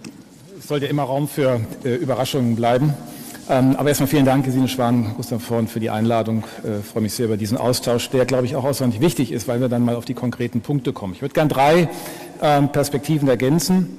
Wenn wir nochmal zurückdenken, was ist passiert vor 5, 6 Jahren, dann ist die Vorgeschichte dazu ja auch noch mal etwas länger mit zu beleuchten. Es hat in den 90er Jahren, dann nach 2000, auch vorlaufende Fehlentwicklungen gegeben, und dazu denen gehören beispielsweise, und da bin ich jetzt sicherlich erwartungsstabil, die Lohnstückkosten. Wenn sich Lohnstückkosten an der Währungsunion sehr unterschiedlich entwickeln, geben sich Probleme. Und ein Teil dieser Probleme sehen wir, und die Frage ist, wer muss sich dann anpassen? Ich sage das mal ganz neutral. Wir haben auch gelernt, dass das Einhalten von formalen Kriterien, siehe Spanien, die von der Schuldenstandsquote, von der Defizitquote, alle Maastricht-Kriterien eingehalten haben, aber ganz schnell in einer Krisensituation nackt dastanden, weil offenkundig das auch nicht tragfähig war. Also wir müssen sehr viel genauer auf Geschäftsmodelle, auf volkswirtschaftliche Strukturen schauen, auf die inhärente Wettbewerbsfähigkeit, statt auf bloße Kennziffern, die wir da irgendwie identifizieren. Dabei gilt auch, und da würde ich gerne einfach auch für werben, für das Verständnis, wie Krisenpolitik zugeschneidert wurde vor 5 Jahren. Schauen Sie, das war eine Situation, die entstanden ist, die man eigentlich vorher so nicht für denkmöglich gehalten hatte. Weil man gesagt hat, wir haben die Regeln disziplinieren, und wenn die Regeln alleine nicht wirken, dann wird es der Kapitalmarkt tun. Wir haben zu lernen gehabt, das nehme ich mich gerne mit ein, dass der Kapitalmarkt halt nicht inkrementell sanktioniert. Also da steigt irgendwo der Schuldenstand und damit steigen die Zinsen. Und wir haben im Grunde zu sehen gehabt, es war völlig egal, wie der Schuldenstand sich bewegte. Die Zinsen konvergierten oder waren auf dem Konvergenzniveau. Es gibt so eine 0-1 Schwarz-Weiß-Entscheidung des Kapitalmarktes. Solange Kredite einfach revolviert werden, fragt keiner. Wenn ein Zweifel entsteht, entstehen Glaubwürdigkeitsdefizite, und auf einmal ist da 0-1, da gilt gar nichts mehr von dem, was vorher galt. Diese Sanktionslogik von Finanzmärkten wird man nicht als effizient beschreiben können. Und diese Lektion auch mit einzubinden, gehört, glaube ich, dazu. Die war aber dann so abrupt da. Und die Frage ist, wie reagiert man dann drauf? Auf eine Situation, die nicht gedacht war und für die alle möglichen Antworten regelwidrig waren. Alle möglichen. Kapitalverkehrskontrollen, die Krisenpolitik, der Austritt, das Bailout, was auch immer Sie sich denken konnten, war nicht in Linie mit den Regeln des Maastrichter Vertrages. Ich will den damit jetzt nicht verteidigen, ich will nur deutlich machen, man muss erstmal über die Hürde springen, dass man nicht im System, das man sich selbst geschneidert hatte, diese Krisenpolitik wirklich bewegen konnte. Und wir haben auch vergessen, die Länder, und das ist für Portugal und Spanien genau das gleiche Phänomen gewesen, in eine Währungsunion kommen, einen Zinsvorteil aus der Zinskonvergenz erleben, und dieses im Grunde, wir Ökonomen diskutieren das als Dutch Disease, als holländische Krankheit. Da gibt es sozusagen einen Ressourcenfund, eine Volkswirtschaft hat mehr Einkommen, ohne dass sie jetzt spezifisch davor produziert hat oder Kapital aufgebaut hat. Was macht's damit? Ist genau das passiert, was in dieser Dutch Disease-Theorie drin ist, nämlich man hat das im Grunde ohne Betreuung, hat das in mehr oder weniger konsumtive Verwendung oder Fehlinvestitionen, siehe Spanien im Immobilienbereich, hineingelenkt. Es wäre eine Aufgabe, eine Lektion der europäischen Institutionen gewesen, Europas gemeinsam, diesen Ländern auch eine Entwicklungsstrategie mitzuformulieren. Was macht man mit diesem Zinsvorteil? Das ist auch nicht gelungen. Und schließlich haben wir auch das Stichwort der Bankenunion. Da darf ich auch mal daran erinnern, vor 20 Jahren, ich will es mal vorsichtig sagen, zumindest noch nicht mal am Rande diskutiert.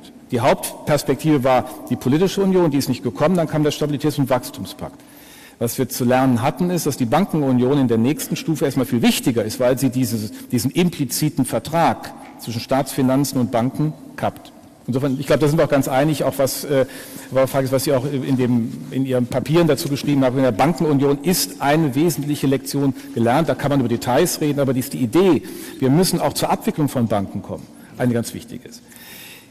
Zweiter Punkt, was ist an Fehlern gemacht worden? Ich glaube, auch da sind wir an vielen Stellen einig. Man hat die Energiekosten noch weiter angehoben in Griechenland. Sie haben schon einen hohen Energiekostenanteil. Also wenn Sie die Wettbewerbsfähigkeit richtig zerlegen wollen, dann machen Sie bei Energiekosten nochmal obendrauf, dann haben Sie einen Anteil von 40-50%, wie in Griechenland ist. Und dann ist die Wettbewerbsfähigkeit allein dadurch für die Frage, wie kann ich mich international aufstellen, entsprechend behoben. Auch die Frage des Privatsektorfokussierung. Ich meine, die Lohnsumme des privaten Sektors am BIP liegt bei 18%, in Deutschland bei 33%, die Lohnsumme des öffentlichen Sektors in Griechenland bei 6,7%, bei uns bei 3,5%.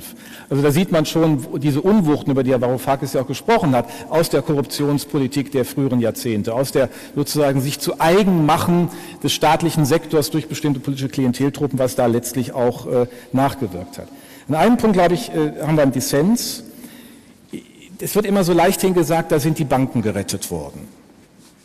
Wenn das so richtig wäre, dann könnte die Europäische Zentralbank morgen mit der Emergency Liquidity Assistance aufhören. Offenkundig ist es aber nicht so, denn Banken sind eine Finanzierungsinfrastruktur und wenn Sie auf der Aktivseite etwas rausnehmen, 150 Milliarden, müssen Sie irgendwas mit der Bank machen. Und die Frage ist, wie stabilisieren Sie? Die Frage ist, ob man vielleicht zu wenig über die Bankenabwicklung in der ersten Runde nachgedacht hat. Okay, aber so leichthin, dass man da Banken gerät, naja, dieser Aktivseite steht an der Passivseite der Bankbilanz gegenüber, das sind Einlagen und Spareinlagen, die in irgendeiner Weise die Banken transformiert haben zu Krediten beispielsweise. Und das muss man schon sehen. Deswegen würde ich an der Stelle eher ein bisschen warnen zu sagen, also da kriegt man auch natürlich schnell Applaus, aber die Banken haben eine schwierige und kritische Rolle. Ich will das gar nicht beschönigen, aber ich glaube, dass an der Situation das erst einmal in der kurzen Frist, nicht in der mittleren, aber in der kurzen Frist durchaus angemessen war. Dritter und letzter Hinweis, was ist zu tun? Ich finde ja, wie Sie es eigentlich beschrieben haben, lass uns doch einen Globalpfad definieren. Den Rahmen könnte doch bieten die Vereinbarung vom November 2012. Damals sind die Schulden auf 30 Jahre verlängert worden. Nehmen wir mal diesen Horizont und fragt, was ist wann wie zu tilgen und die Tilgungsregel zu variieren nach der Überlegung, die Yanis Varoufakis vorgestellt hat, das im Grunde an die Wachstumsergebnisse zu binden. Also sie zeitlich sozusagen zu flexibilisieren. Dann kommt man aus der Nummer mit dem Schuldenschnitt raus, denn die Partner sind ja auf der anderen Seite zu 80%, 85% öffentliche Hände. Ist mal der ESM und anderes. Aber dann würde man in diesem 30-Jahre-Zeitraum sagen, und darunter dann, unter diesem Pfad, definiert die griechische Regierung, und das Argument finde ich außerordentlich bedeutsam, dass sie hier eine große Unterstützung der Bevölkerung haben, dass sie frei sind von den korrupten Strukturen früherer Zeiten, dann ihre Reformproposals. Und die machen sie, wie sie nach der demokratischen Struktur zu Hause definieren. Aber darüber sollte ein Pfad liegen, der allen anderen signalisiert, hier spielt einer mit allen anderen gemeinsam. Und dann kann man gucken, was sind die Investitionsprogramme, die Europa ohnehin definiert. Nur auch da sollte man, da bitte ich einfach immer, das nicht zu optimistisch zu sein, diese Investitionsprogramme sind nie in der kurzen Frist das Allheilmittel. Schauen Sie sich an, was jetzt bei dem Juncker-Programm angemeldet wurde. Das sagt Ihnen auch die KfW, 90% der angemeldeten Dinge ist alles Kappes, hat überhaupt gar keinen Kapazitätseffekt. Also hoffen wir nicht zu schnell auf diese Investitionsprogramme. Das muss ein bisschen in die Frist wachsen. Und wenn Sie mich nach Europa fragen, letzter Vorschlag, wenn wir wirklich auch Geld anders allozieren wollen, warum machen wir eigentlich nicht ab morgen eine europäische Verteidigungsgemeinschaft, die wir durch eine europäische Steuer finanzieren? Was meinen Sie, wie viele Haushalte in Europa dadurch entlastet würden? Und es hätte, alle anderen Dinge in Europa blieben sozusagen in der Souveränität der Länder, wie sie jetzt im Augenblick sind. Aber die europäische Verteidigungsgemeinschaft 1955 ja schon mal gedacht, in der Pariser Nationalversammlung gescheitert, wäre ja auch eine Stabilisierung Europas und sie hätte auch die Möglichkeit, Geld umzuschichten. Und hier könnte man gut argumentieren, europäische Aufgabe, europäisches öffentliches Gut durch eine europäische Steuer. Und ich glaube, das könnte sogar kurzfristig auch dem Haushalt, Ihrem Haushalt mithelfen.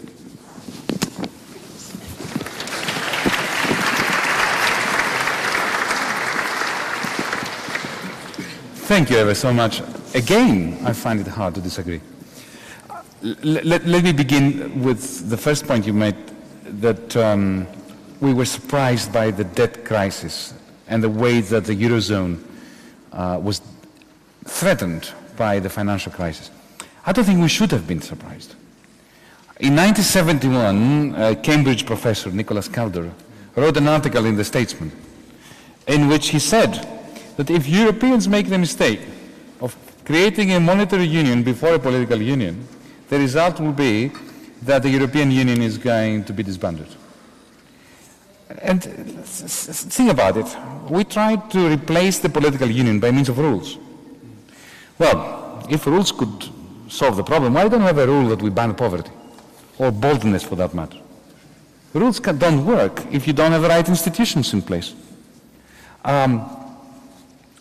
Think about Spain and Ireland and compare it to Greece.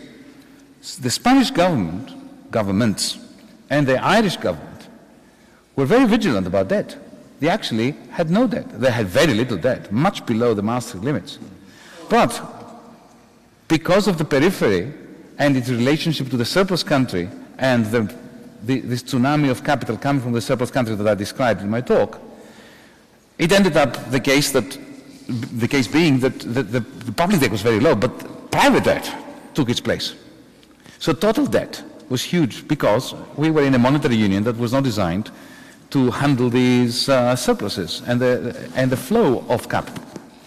So, so when the real estate market in Spain and Ireland collapsed, then in the end, the debt was transferred to the states. So you ended up with a sudden explosion of public debt. But the debt was the other side of the same coin that I described before, the imbalances, the internal imbalances of a badly designed Eurozone. And there's nothing you can do with rules about that. You need institutions. Now, how should we have reacted to the crisis? Allow me to say very briefly, this could be a discussion that takes forever, but we don't have the time or the energy.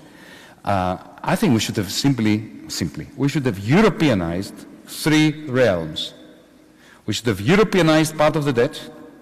We should have Europeanized the banks, as you said.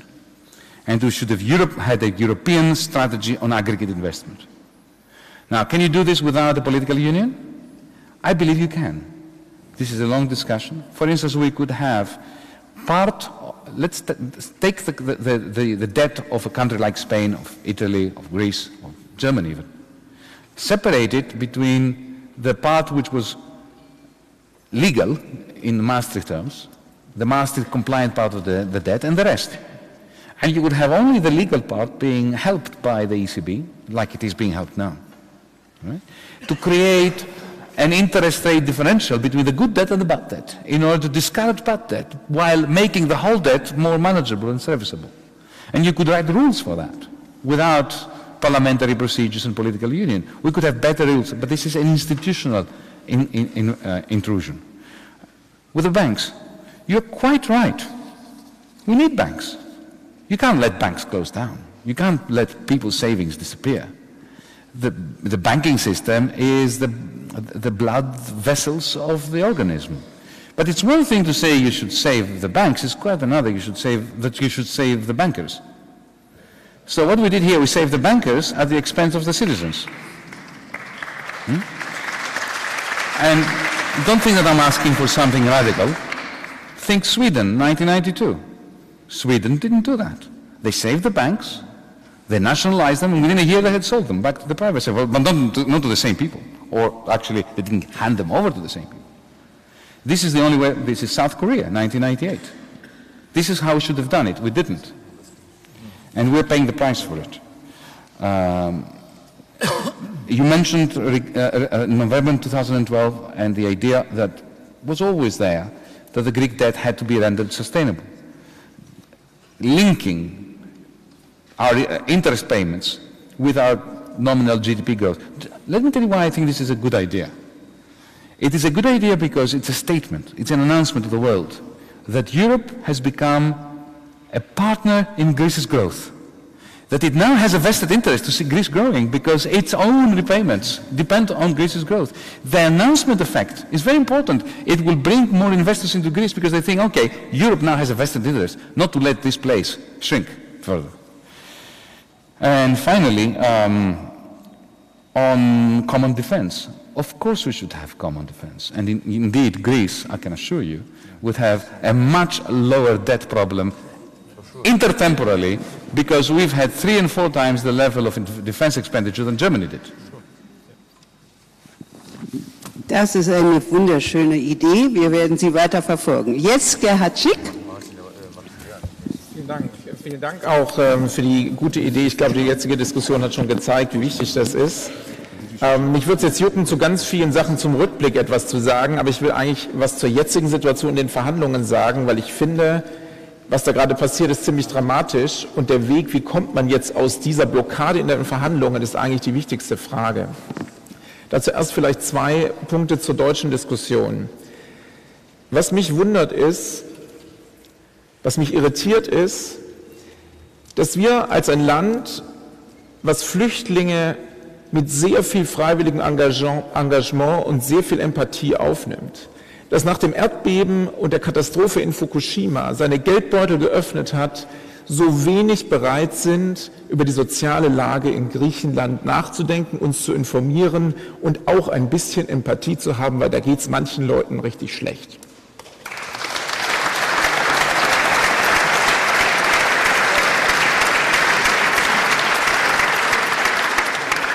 Und ich finde, das muss Teil unserer Diskussion sein, weil es sind unsere Miteuropäer. Und wie wäre in Deutschland die Diskussion, wenn manche Leute fast 50% ihrer Rente eingebüßt hätten, wenn die Jugendarbeitslosigkeit zu hoch wäre? Und ich finde, da müssen wir einfach auch dieser Aufgabe gerecht diskutieren und nicht nur auf Haushaltszahlen gucken. Es geht um Menschen.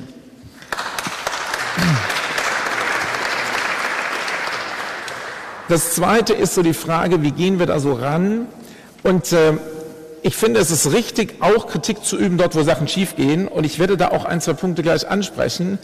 Aber in einem Land wie Deutschland, wo es eine 80%ige Regierungsmehrheit gibt und wo gerade die Steuereinnahmen sprudeln, schaffen wir es nach Jahren, wo sich alle Finanzpolitiker aller Fraktionen einig sind, dass unser Mehrwertsteuersystem eine Katastrophe ist und jeder Logik entbehrt, außer einer weiteren Verkomplizierung nichts, und meinen dann, anderen Ländern zu sagen, sie seien also völlig reformunfähig, die drastische Reformen bereits durchgeführt haben. Ein bisschen weniger Hybris fände ich nicht schlecht. Ja, das sage ich auch den Mitgliedern dieser Regierungsfraktionen, die bei dem Rententhema in Deutschland es geschafft haben, eine Rentenreform auf den Weg zu bringen, deren Hauptzahllast in der nächsten Legislaturperiode liegt. Also ein bisschen Debt Sustainability wäre ja auch in Deutschland mal gut. Aber zu der konkreten Verhandlungssituation. Was wichtig war, was Minister Varoufakis vorher gesagt hat, ist, die Gläubiger sind sich untereinander nicht einig.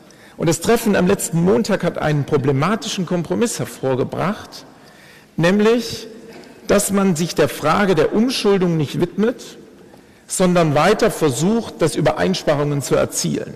Und das haben wir bisher im Deutschen Bundestag überhaupt nicht diskutiert, obwohl unsere Kanzlerin am Tisch saß. Wir sind auch darüber nicht informiert worden. Aber ich glaube, da liegt ein großes Problem, denn eines der zentralen Punkte, die wir hinkriegen müssen, ist, jetzt eine langfristige Lösung zu erreichen, weil wenn man von Quartal zu Quartal Vorgaben versucht umzusetzen, bleiben die langfristig notwendigen Reformen systematisch auf der Strecke und wir müssen aus dem Zyklus rauskommen, dass alle Vierteljahr erneut die Frage des Grexit diskutiert wird. So kann man ein Land kaputt machen und das sollten wir aufhören. Deswegen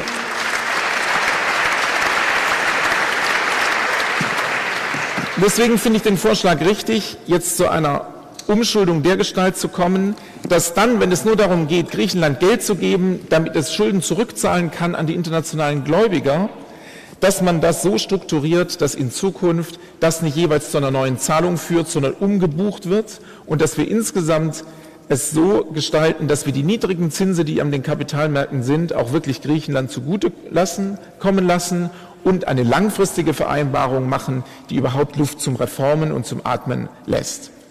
Der zweite wichtige Punkt für die Verhandlungen ist, wir dürfen nicht so fiskalisch das machen. Das hat sich doch in der Vergangenheit als falsch erwiesen. Das heißt, nur auf die Haushaltszahlen zu schauen.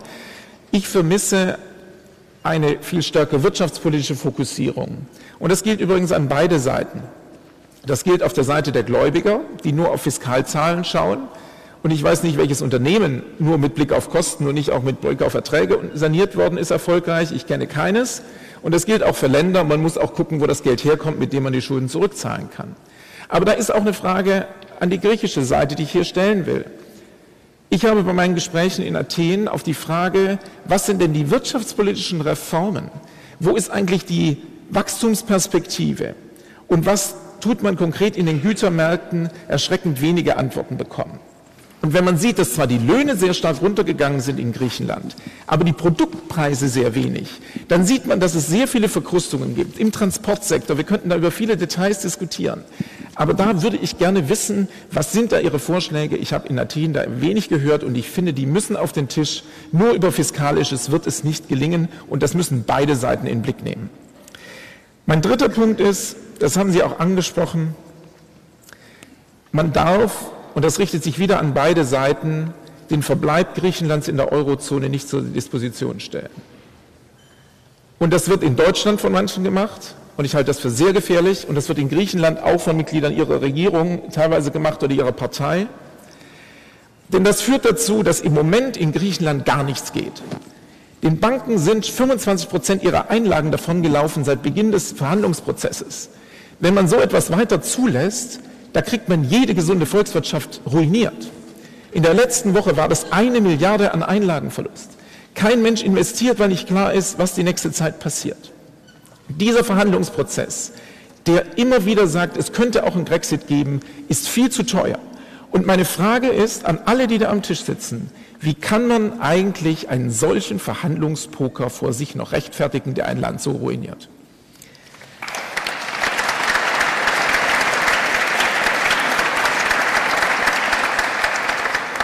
Und ich möchte einen letzten Punkt machen, der eine Frage hat. Die Reform des öffentlichen Sektors ist, glaube ich, eine ganz wichtige Reform. Weil viele Sachen stehen jetzt im Gesetz, aber die werden in der Praxis nicht umgesetzt, weil die Verwaltung das nicht entsprechend tut. Das sind mir viele Beispiele genannt worden. Und da ist man sich auf der Analyse ja grundsätzlich einig. Wenn man sich jetzt aber anschaut, was an konkreten Vorschlägen dazu vorliegt, dann finde ich das noch wenig. Also auch in dem Vorschlag der griechischen Regierung ist unter dem Stichwort Korruptionsbekämpfung, Neuaufstellung des öffentlichen Sektors wenig drin.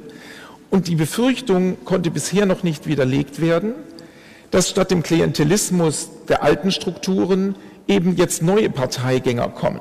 Das will ich nicht als Vorwurf für heute gelten lassen, aber die Befürchtung ist da. Und da braucht es glaubwürdige Vorschläge. Und da, finde ich, sind auch die Vorschläge der griechischen Regierung noch relativ wenig konkret. Ich wäre dankbar, wenn Sie da noch einen Punkt sagen könnten, Herr Varoufakis. Und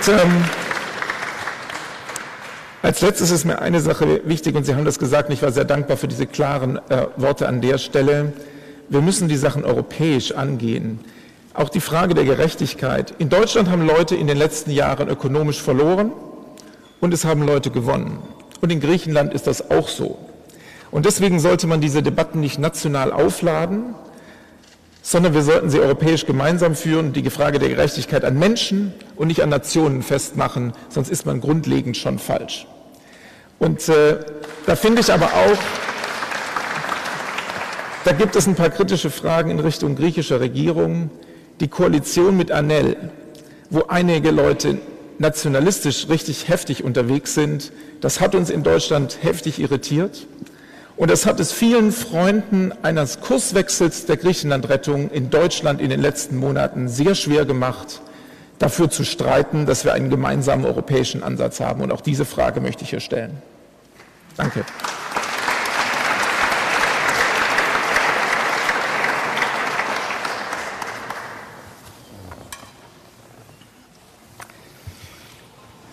Well, thank you ever so much, in particular for all the solidarity which was implicit in your presentation. But let me answer the three difficult questions that you put to me. I'm not going to refer to all the easy things. Okay, so there are three things. You meant growth strategy, reform of the public sector, and nationalism. I begin with the growth strategy. It is very hard to have a growth strategy when you have no investment. So what we need to do is we need to generate both investment flows and credit flows. We have neither investment nor credit because of the NPLs, the non-performing loans that are weighing down the banking system. Here's an idea which we have been thinking about and planning for, but of course it can only be properly effected once the negotiation is finished with institutions, like everything else. You know, life has been suspended until further notice, until the negotiation is finished. Okay. We have committed to continuing the privatization process, but not as fire sales. What we're going to change is, firstly, we're going to impose minimum levels of investment by the privateers that buy assets. So that creates one wave of investment. Secondly, we want to maintain a stake, equity, for the state. Minority, but nevertheless substantial. Not because we are control freaks and we want to keep controlling the companies, but because we want to take this equity and put it into a new development bank. Use it as collateral.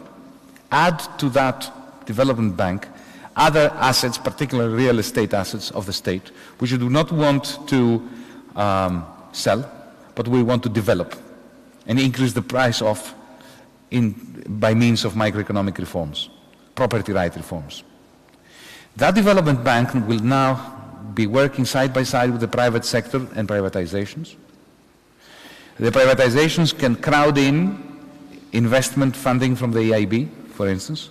The development bank can go into business with the EIB, with private investors, with private banks, with KfW, with the EBRD, with the Juncker plan, and create this investment flow into areas that are carefully selected not to build up new bubbles, not to create dirty energy or dirty growth, but to create green development in, for instance, areas like organic farming, in transport, green energy, solar, and so on and so forth. So this is how we are thinking of tackling the problem of growth and investment. But also we need a functioning banking system. For that we need to use the cushion that is left of about 10.9 billion in the EFSF in order to recapitalize banks, and particularly to use a kind of vehicle, a capital asset management vehicle, I don't necessarily want to call it a bad bank, in order to cleanse the non-performing loans. So that is our growth strategy, since you asked. There's the question of reforming the public sector. You quite rightly spoke about concrete proposals, about corruption, about the way in which we can lessen the burden of bureaucracy, create circumstances so startups can breathe easily and not to have young people, young entrepreneurs have to be weighed down by the bureaucracy and the corruption. Let me remind you, of course, that corruption grows in countries whose economy collapses.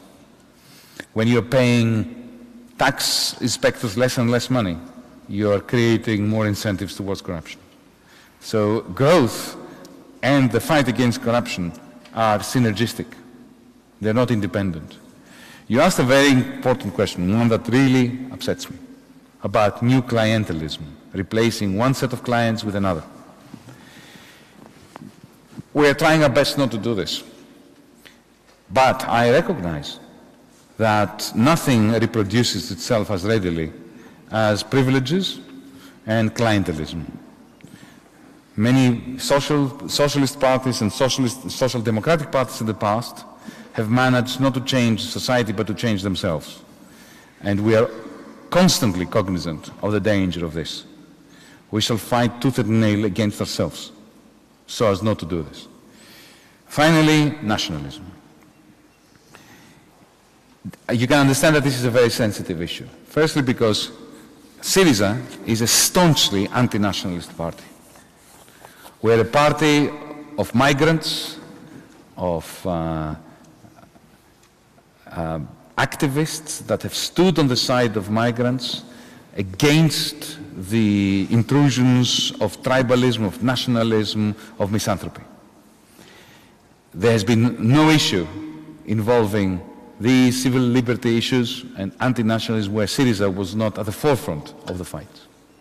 So you realize that when we had to form a government with a party that is of a different ilk, let's say, there was a lot of soul searching and contradiction. I'm not beating about the bush here. I'm being honest with you. But I have to tell you that our coalition partners have so far exhibited remarkable cooperativeness in relation to our government. They've accepted that they have taken some very few portfolio and they've stuck to those. Let me give you an example. We have just begun the process of granting nationality to the children of migrants, against what the right-wing parties have advocated. Our coalition partners have not opposed it. So we have a good modus vivendi with them. We maintain our differences. Personally, all I can say to you, standing here in front of you, is that I will not accept, I will not tolerate even the slightest smidgen of an iota of a hint of racism, of nationalism, or misanthropy.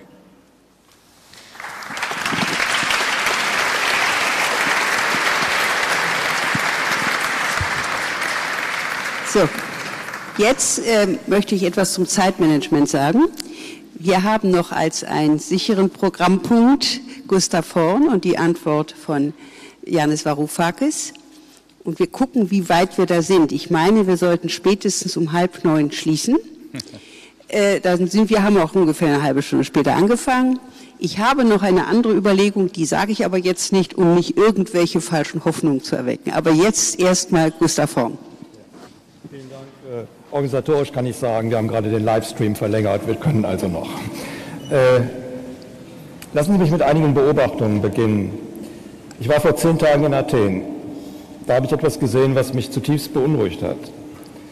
Lange Schlangen in Banken von Menschen, die Geld abgehoben haben.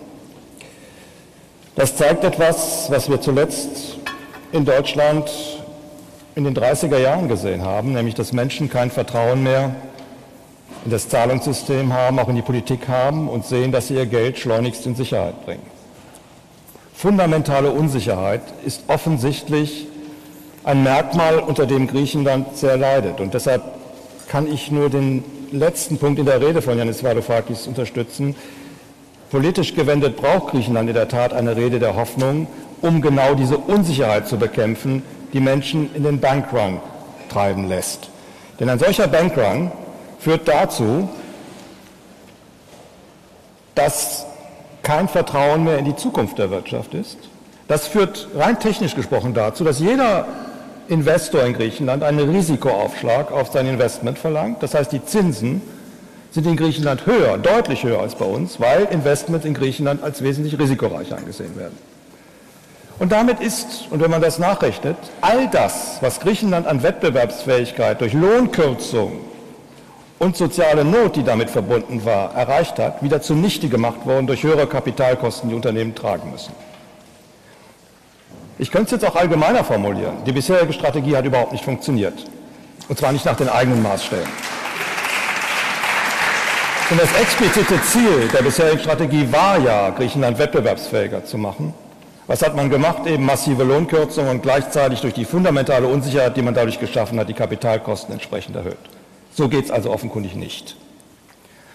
Deshalb wäre es aus meiner Sicht wichtig, wenn in diesem Verhandlungsprozess jetzt eine umfassende Trendwende und Kehrtwende beschlossen würde. Dahingegen, dass man Sicherheit über den Euroraum als oberstes Ziel hinsetzt Und das heißt nicht nur, dass man sagt, es darf keinen Brexit geben. Diese Aussagen haben wir eigentlich schon, sondern es muss einen Beschluss geben, wo die Schuldenlast Griechenlands in einen europäischen Fonds, es kann der ESM sein, überführt wird. Damit hat man nicht nur eine Umschuldung zum Beispiel von der EZB, vom IMF zum ESM, sondern man hat gleichzeitig politisch beschlossen, dass die Schuldenlast Griechenlands eine fiskalpolitische Angelegenheit ist. Und das heißt, die Regierungen Europas und die Demokratien Europas stehen hinter dieser Schuldenlast und werden diese Schuldenlast, solange sie besteht, garantieren. Und Griechenland muss sie dann eben im Laufe der Zeit zurückzahlen. Das wäre eine ganz wichtige Entscheidung, die zu einem Quantensprung führen würde, dahingehend, dass die EZB aus dieser Verantwortung entlastet wäre. Und wenn sie davon entlastet ist, dann passiert genau das, was Yanis Varoufakis gesagt hat. Griechenland ist dann Teil auch des Quantitative Easing. Die Kredite in Griechenland würden sich verbilligen. Das würde dann in der Tat erst die Wettbewerbsvorteile zum Durchbruch bringen, die man durch viele Mühen in den vergangenen Jahren erzielt hat. Das wäre aus meiner Sicht eine sehr veritable Strategie und eine durchhaltbare Strategie, um Griechenland wieder auf diesen Weg zu führen.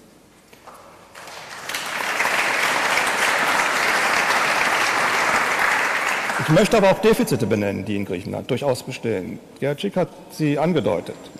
Wir haben beobachtet, dass die Löhne um über 30% gesunken sind. Das spiegelt sich nicht annähernd in Preissenkungen wider.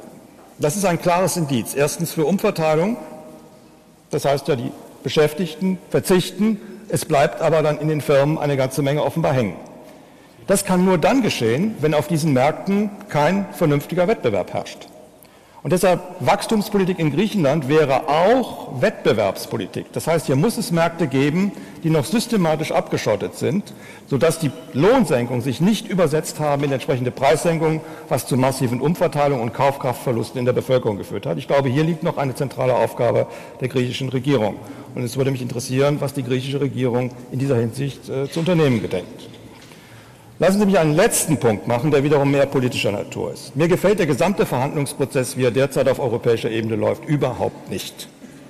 Und ich richte mich jetzt hier auch insbesondere an die Parlamentarier, die hier sitzen, gleich welcher Partei. Nehmen Sie doch endlich Ihre Rechte wahr. Es ist Ihr gutes Recht, darüber zu entscheiden, was politisch in Europa zu geschehen hat. Die Troika trifft im Moment Entscheidungen für andere Länder, die kein Parlamentarier irgendeiner Partei seiner eigenen Bevölkerung zumuten würde. Kein Parlamentarier in Deutschland, egal welcher Partei, würde in Deutschland einen Kurs eingeschlagen haben, der das Primärdefizit um 13% kürzt. Ich kann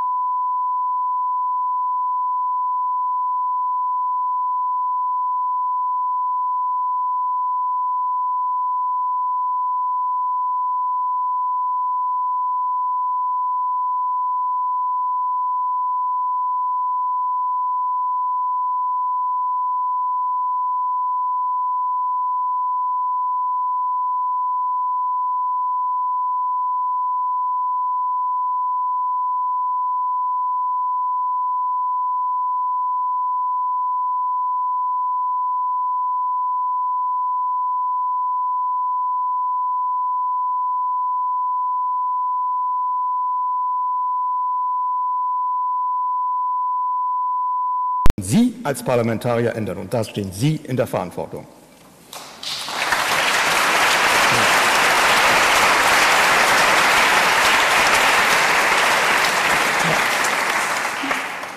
Minister Varoufakis.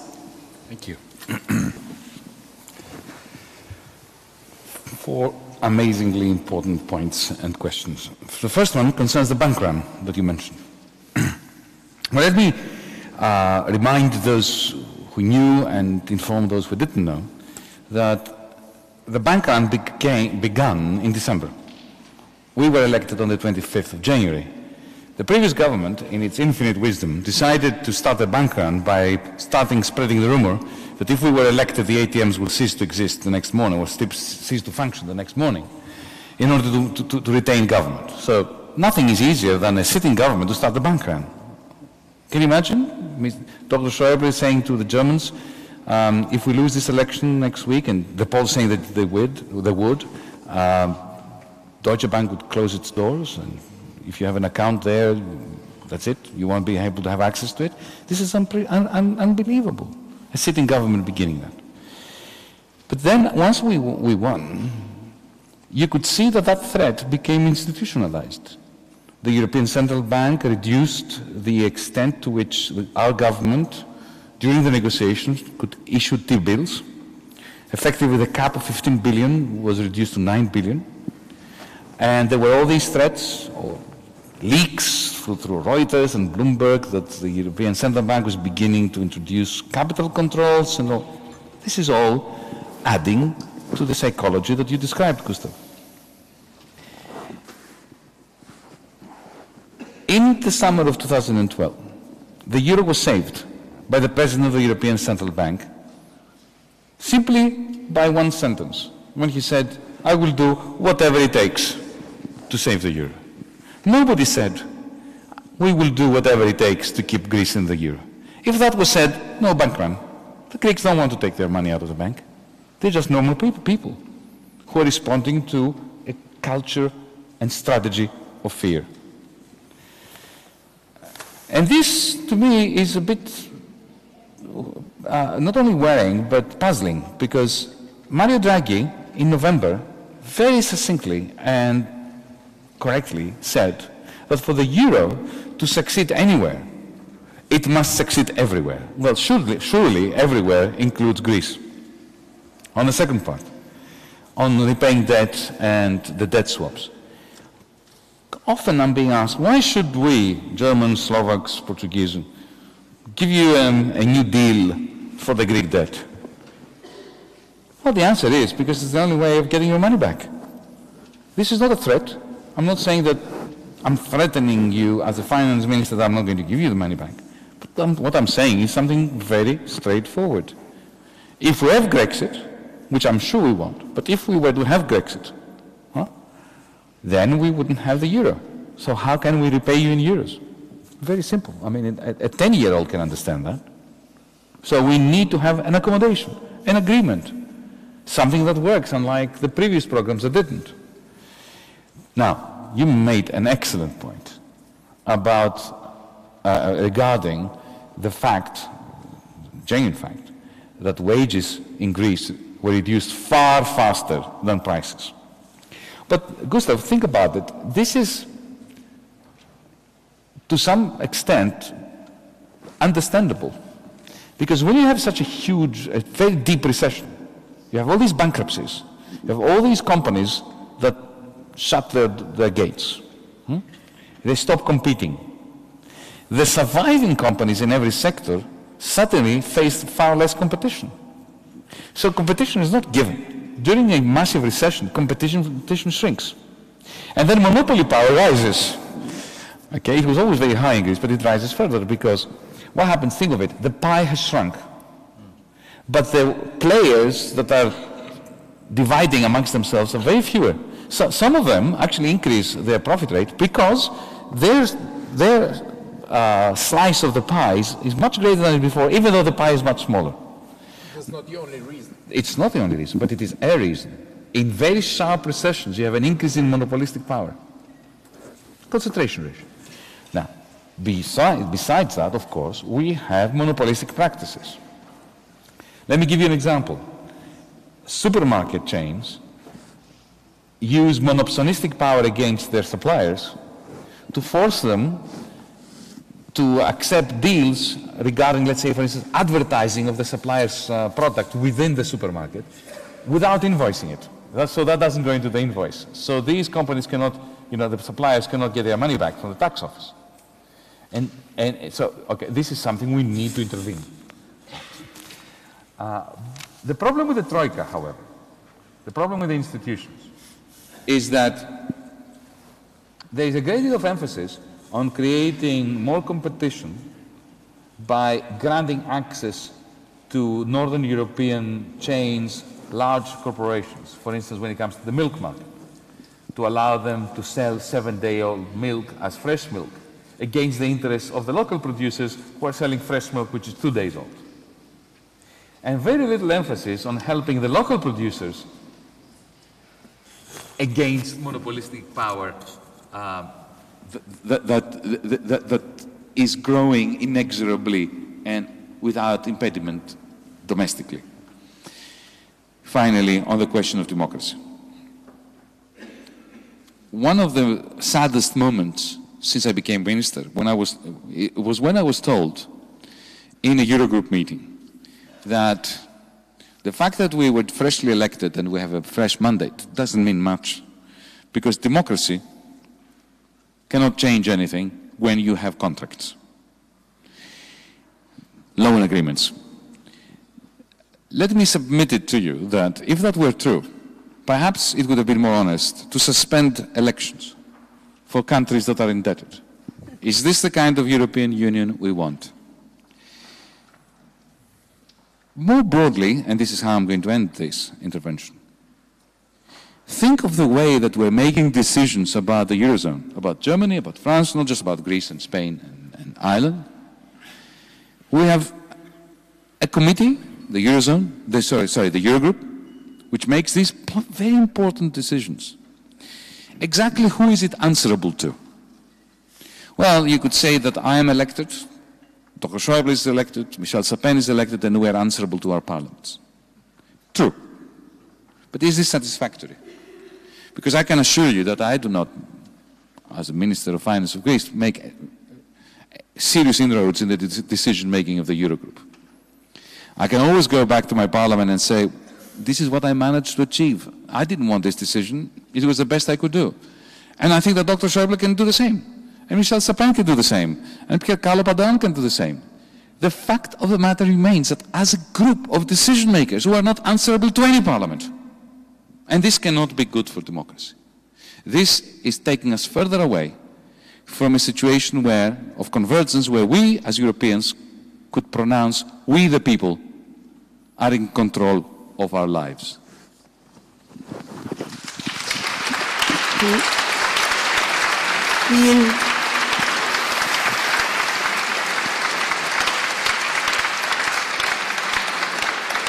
Das hat bereits die Würde eines Schlussworts, aber jetzt kommt meine Liebe zur Willkür. Und diese Liebe zur Willkür sagt, ich sehe hier vorne 2 Parlamentarier. Ich sehe Herrn Welsch von der CSU und ich sehe Ralf Stegner, CDU. Ich habe Sie immer nach Bayern sortiert von Ihrem Akzent. Das tut mir aber leid, Herr Welsch. Und Ralf Stegner. Es gibt vielleicht noch mehr, aber die beiden sehe ich. Ich frage mich, ob Sie beide mögen. Wir würden das zusammennehmen, jeder etwas dazu zu sagen, und dann haben wir noch mal eine Antwort. Wäre Ihnen das recht, dann gebe ich das Mikrofon jetzt an Herrn Welsch. Ja. Danke, Frau Schwan. Herr Varoufakis, schön, dass wir uns mal treffen. Ich sage mal, Sie haben kurz nach Ihrem Amtsantritt festgestellt, dass Sie ein bankrottes Land übernommen haben, da gebe ich Ihnen recht. Wir beide wissen, dass die Schuld, die aufgetürmt worden ist, nicht rückzahlbar ist. Sie müssten dekadenlang 10% Wachstum haben jedes Jahr. Das wird nicht funktionieren. Zu dem, was diese ganze Politik mit uns gemacht hat, da werden wir sicher auch bald Übereinstimmung haben. Ich habe 2010 gegen den Bailout gestimmt, weil er gegen die Regeln war. Europa ist für mich Herrschaft des Rechts, und Frau Lagarde hat sich gerühmt, dass über Nacht alle Regeln gebrochen wurden. Und das habe ich für falsch gehalten. Ich habe damals im Bundestag gesagt, das wird Unfrieden stiften zwischen den Völkern in Europa, und genau das ist geschehen. Sie sind selbst Profiteur davon. Sie haben ja Wahlkampf gemacht gegen Merkel, gegen Schäuble, gegen Brüssel, gegen Berlin und haben damit einen großen Wahlsieg errungen. Ich frage mich, wie ich meinen Wählern erklären soll, dass sie jetzt dauerhaft, bei dem Papier von Ihnen, was ich gelesen habe, ist Schuldenübernahme durch Steuerzahlerinstitutionen vorgesehen. Die EZB soll das übernehmen, der ESM soll es übernehmen, die EIB soll es übernehmen, die EBRD soll es übernehmen. Sie reden immer nur von öffentlichen Schuldnern in Europa, Gläubigern in Europa, die ihre Schuld übernehmen sollen. Das heißt also letztlich für den Steuerzahler, von dem ich gewählt worden bin, für den ich die Verantwortung trage und der mich fragt, wie kommt es, dass ihr Haushalt konsolidiert? Wie kommt es, dass ihr uns das und jenes zumutet? Und das Ganze dann macht, um dauerhaft ein Defizit in Griechenland auszugleichen. Ich habe kein Problem mit freien Wahlen. Ich halte das für wichtig, dass man freie Wahlen abhält, dass man die Ergebnisse von freien Wahlen respektiert. Zum Respekt, bisschen Langmut. Ich habe jetzt so lange hier zuhören müssen. Ich will ja diese festliche, messeartige Stimmung nicht unbedingt stören, aber ich hielt es für falsch, wenn Herr Varoufakis nur mit diesen Eindrücken nach Hause geht. Er soll wissen, dass es auch ein paar andere Stimmen gibt in Deutschland. Ich frage mich wirklich, wie man als selbstbewusstes und stolzes Volk sagen kann, wir wollen hier dauerhaft alimentiert werden. Das ist doch wirklich das, was Sie uns, seit Sie die Regierung hier übernommen haben, zumuten. Ich glaube, ich will nicht, dass Griechenland versucht, so zu werden wie Deutschland. Die Unterschiede in Europa sind doch das, was Europa so interessant machen. Sie sollen wählen, ein Programm, wie Sie wollen, Sie sollen es umsetzen, Sie sollen bitte nur darauf verzichten, den Steuerzahlern anderer Länder die Rechnung dafür zu schicken. Da wäre ich Ihnen dankbar.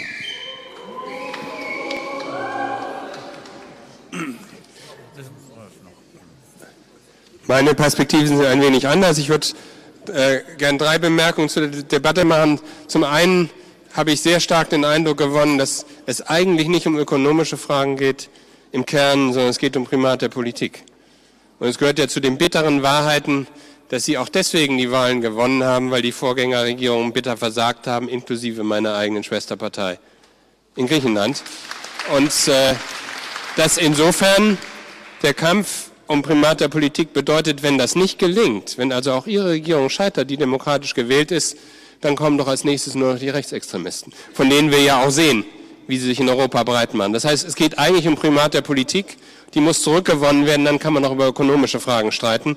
Aber wenn andere diktieren und nicht die Parlamente, da bin ich bei Gustav Horn, verlieren wir mehr als die eine oder andere ökonomische Frage. Das ist die erste Bemerkung. Die zweite ist, ich glaube, ein Land wie Deutschland ist nicht gut beraten, anderen Ratschläge zu geben, Wege aus der Krise zu wählen, die man selbst nicht gewählt hat. Wir haben in der Finanzkrise einen anderen Weg gewählt. Wir haben weder Austeritätspolitik gemacht. In der ersten großen Koalition waren die Sozialdemokraten diejenigen, die für einen Wachstumspakt eingetreten sind. Das hat uns übrigens geholfen. Also insofern das, was einen selbst gesund gemacht hat, anderen nun als schlechte Medizin zu empfehlen, finde ich schwierig. Insbesondere dann, wenn in Deutschland das Wort Reform eigentlich nur noch damit übersetzt wird, Reform ist immer dann etwas, wenn es der Mehrheit der Menschen schadet. Das heißt, wenn man Löhne, Renten und so weiter kürzt. Und die dritte Bemerkung, die ich machen will, ist eine, die schwieriger ist, nämlich das, was ich eben gesagt habe, ist alles nicht übertrieben populär in der öffentlichen Meinung in Deutschland. Da ist das vielleicht sogar populärer, was der Kollege von der Union eben gesagt hat. Und deswegen, glaube ich, besteht ein Teil der Aufgabe auch darin, deutlich zu machen, dass ein Deutschland, dessen Wirtschaft davon lebt, dass wir 2/3 unserer Güter sozusagen nach Europa exportieren und viele Arbeitsplätze hier daran hängen, auf Dauer in einem Europa, wo wir 5% Jugendarbeitslosigkeit haben und ganze Teile abschmieren sozusagen, ohne jede Hoffnung, nicht lange die Hoffnung übrig lässt, dass es uns auch noch länger gut gehen könnte. Und das meine ich durchaus ökonomisch, obwohl man es auch wertebezogen sagen könnte, Europa ist ja nicht nur eine Sozial- und Währungsunion, sondern auch eine Wertegemeinschaft. Und eine Wertegemeinschaft funktioniert auf die Dauer nicht, wenn es in einen hervorragend geht und in den anderen beschissen, um es ein bisschen brutal auszudrücken.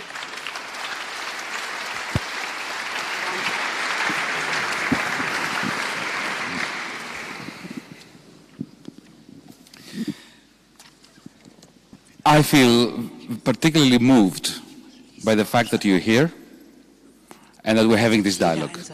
I want to thank you for this. This is how we should be doing it. Not through distorted lenses, but through direct dialogue. Sir, let me say to you that just like you in 2010, people like me, myself and many colleagues of mine who are now in government, were on the streets of Athens protesting the bailout. Why? Why were we protesting the bailout? I can show you articles of mine. I was saying that it was a scandal that given that the Greek debt had become unsustainable, by the way, that was all private debt. Debt, private. It was public debt, but owed to the banks, to private banks, Greek banks, English banks, German banks. And suddenly it became unsustainable. We could not service it. That's what bankruptcy means for a state, insolvency. What did the powers that be do? The Greek government. I was very cross with the Greek government, which was led by somebody that I was very friendly to, by the way, George Papandreou. I was very angry with that government. I was very angry with the IMF. I was very angry with your government. I was very angry with Europe. Why? Because we were misleading the Greek people and we were misleading the German people. We were saying to them, and I think we agree on this from what you said, we were saying to them that here we have an insolvency of the Greek state and we're going to deal with it by loaning the largest amount of money ever loaned in history to an insolvent state on condition of austerity that reduces the income from which the new loans and the old loans would have to be repaid. And my point was, this is a huge mistake from a European perspective because we are lying to our German friends and we are lying to ourselves thinking that we can get out of this and repay our debts. So, this is the kind of government you have in Athens now. You have a government comprising politicians. I wasn't a politician then, I only became one 5 months ago. But comprising people who were against this loan from the German taxpayer. We thought that that was fraudulent. We should never have borrowed that money from the German taxpayer. And not only for the German taxpayer, but from the Slovak taxpayer, who is poorer than the average Greek. From the Portuguese taxpayer, from the Irish taxpayer, from the French, even the Slovenian taxpayer. And we were against this. We were saying, well, we suffered a major disaster. We have to deal with it. We have to restructure our debt. We have to have a deal with the banks. Our European taxpayer friends should not be involved in this.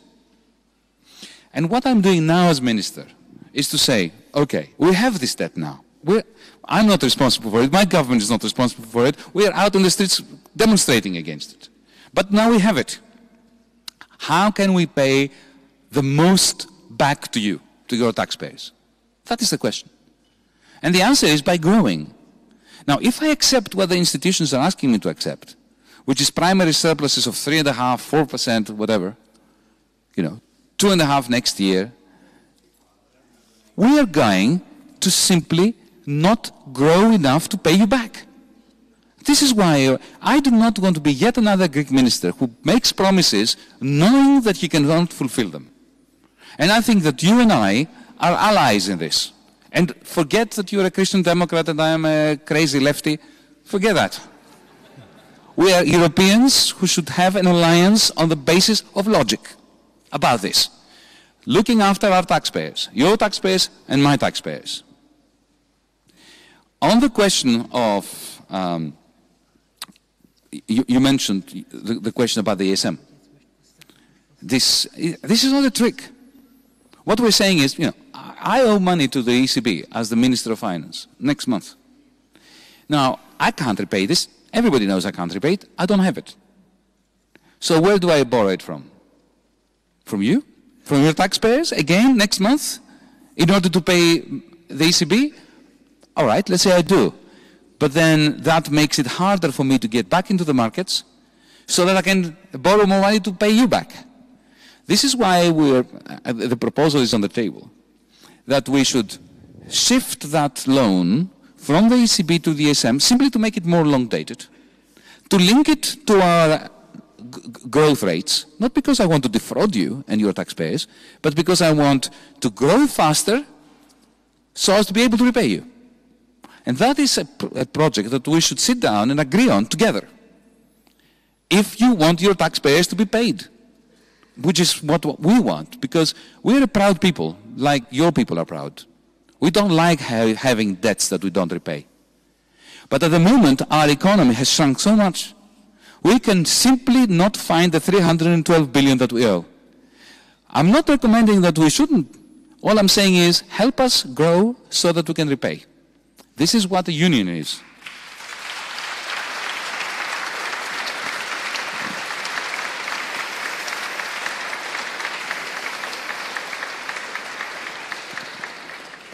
As far as your point, sir, is concerned, I agree with you. We are a union of social values. We should be in this together. I do believe that every nation in Europe should become more German, like Germany should become more southern, more Mediterranean. This is the whole point about the melting pot. It's the whole point about getting closer together. One difficulty about all of us becoming German is that we can't all have a trade surplus unless we manage to discover ways of exporting to the universe. What we need... Germany is always going to be a surplus country because you have this magnificent industry and you should be very proud of it. But we should all get together and find ways in which your surpluses can then fund investment projects in Italy, in Greece, in wherever, in the whole of Europe, from which the Germans benefit, and which are sustainable, and don't create bubbles which then burst, creating problems for your taxpayers, my taxpayers, the whole of Europe.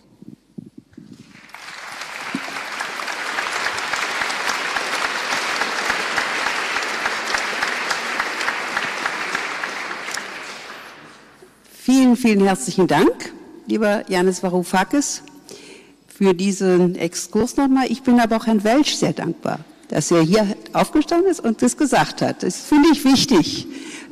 Hier gibt es sehr viel Übereinstimmung und es ist wichtig, dass Sie dagegen sprechen. Es hat außerdem Minister Varoufakis, der ja nicht so furchtbar Schwierigkeiten hat zu sprechen, wie wir alle merken, die Gelegenheit gegeben, seine Sicht dazu zu sagen. Das ist vielleicht für beide bereichern und das ist ja auch das, was wir erreichen wollen. Jetzt kommt das Schlusswort an Gustav. Ja, vielen Dank. Es bleiben mir zwei Dinge zu sagen. Das erste ist Dank. Dank an Gesine Schwan für die Moderation. Dank an unseren Gast Yanis Varoufakis. Dank an unsere Podiumsgäste. Und vor allen Dingen Dank an die vielen Menschen, die diese Veranstaltung technisch überhaupt möglich gemacht haben. Ich denke an das Organisationsteam von der Humboldt-Vienna Governance Plattform und vor allen Dingen auch an das Organisationsteam von IMK unter der Leitung von Sabine Nemitz. Das war eine großartige Leistung, dass wir es so kurzfristig aus dem Boden gestampft haben.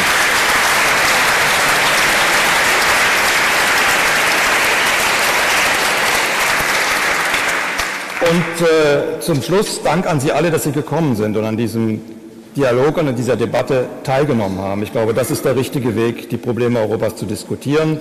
Und damit es nicht nur bei Worten des Dankens bleibt, haben wir eine Etage tiefer auch ein Dankesessen als Fingerfood vorbereitet. Wenn Sie Lust haben, kommen Sie dorthin. Vielen Dank.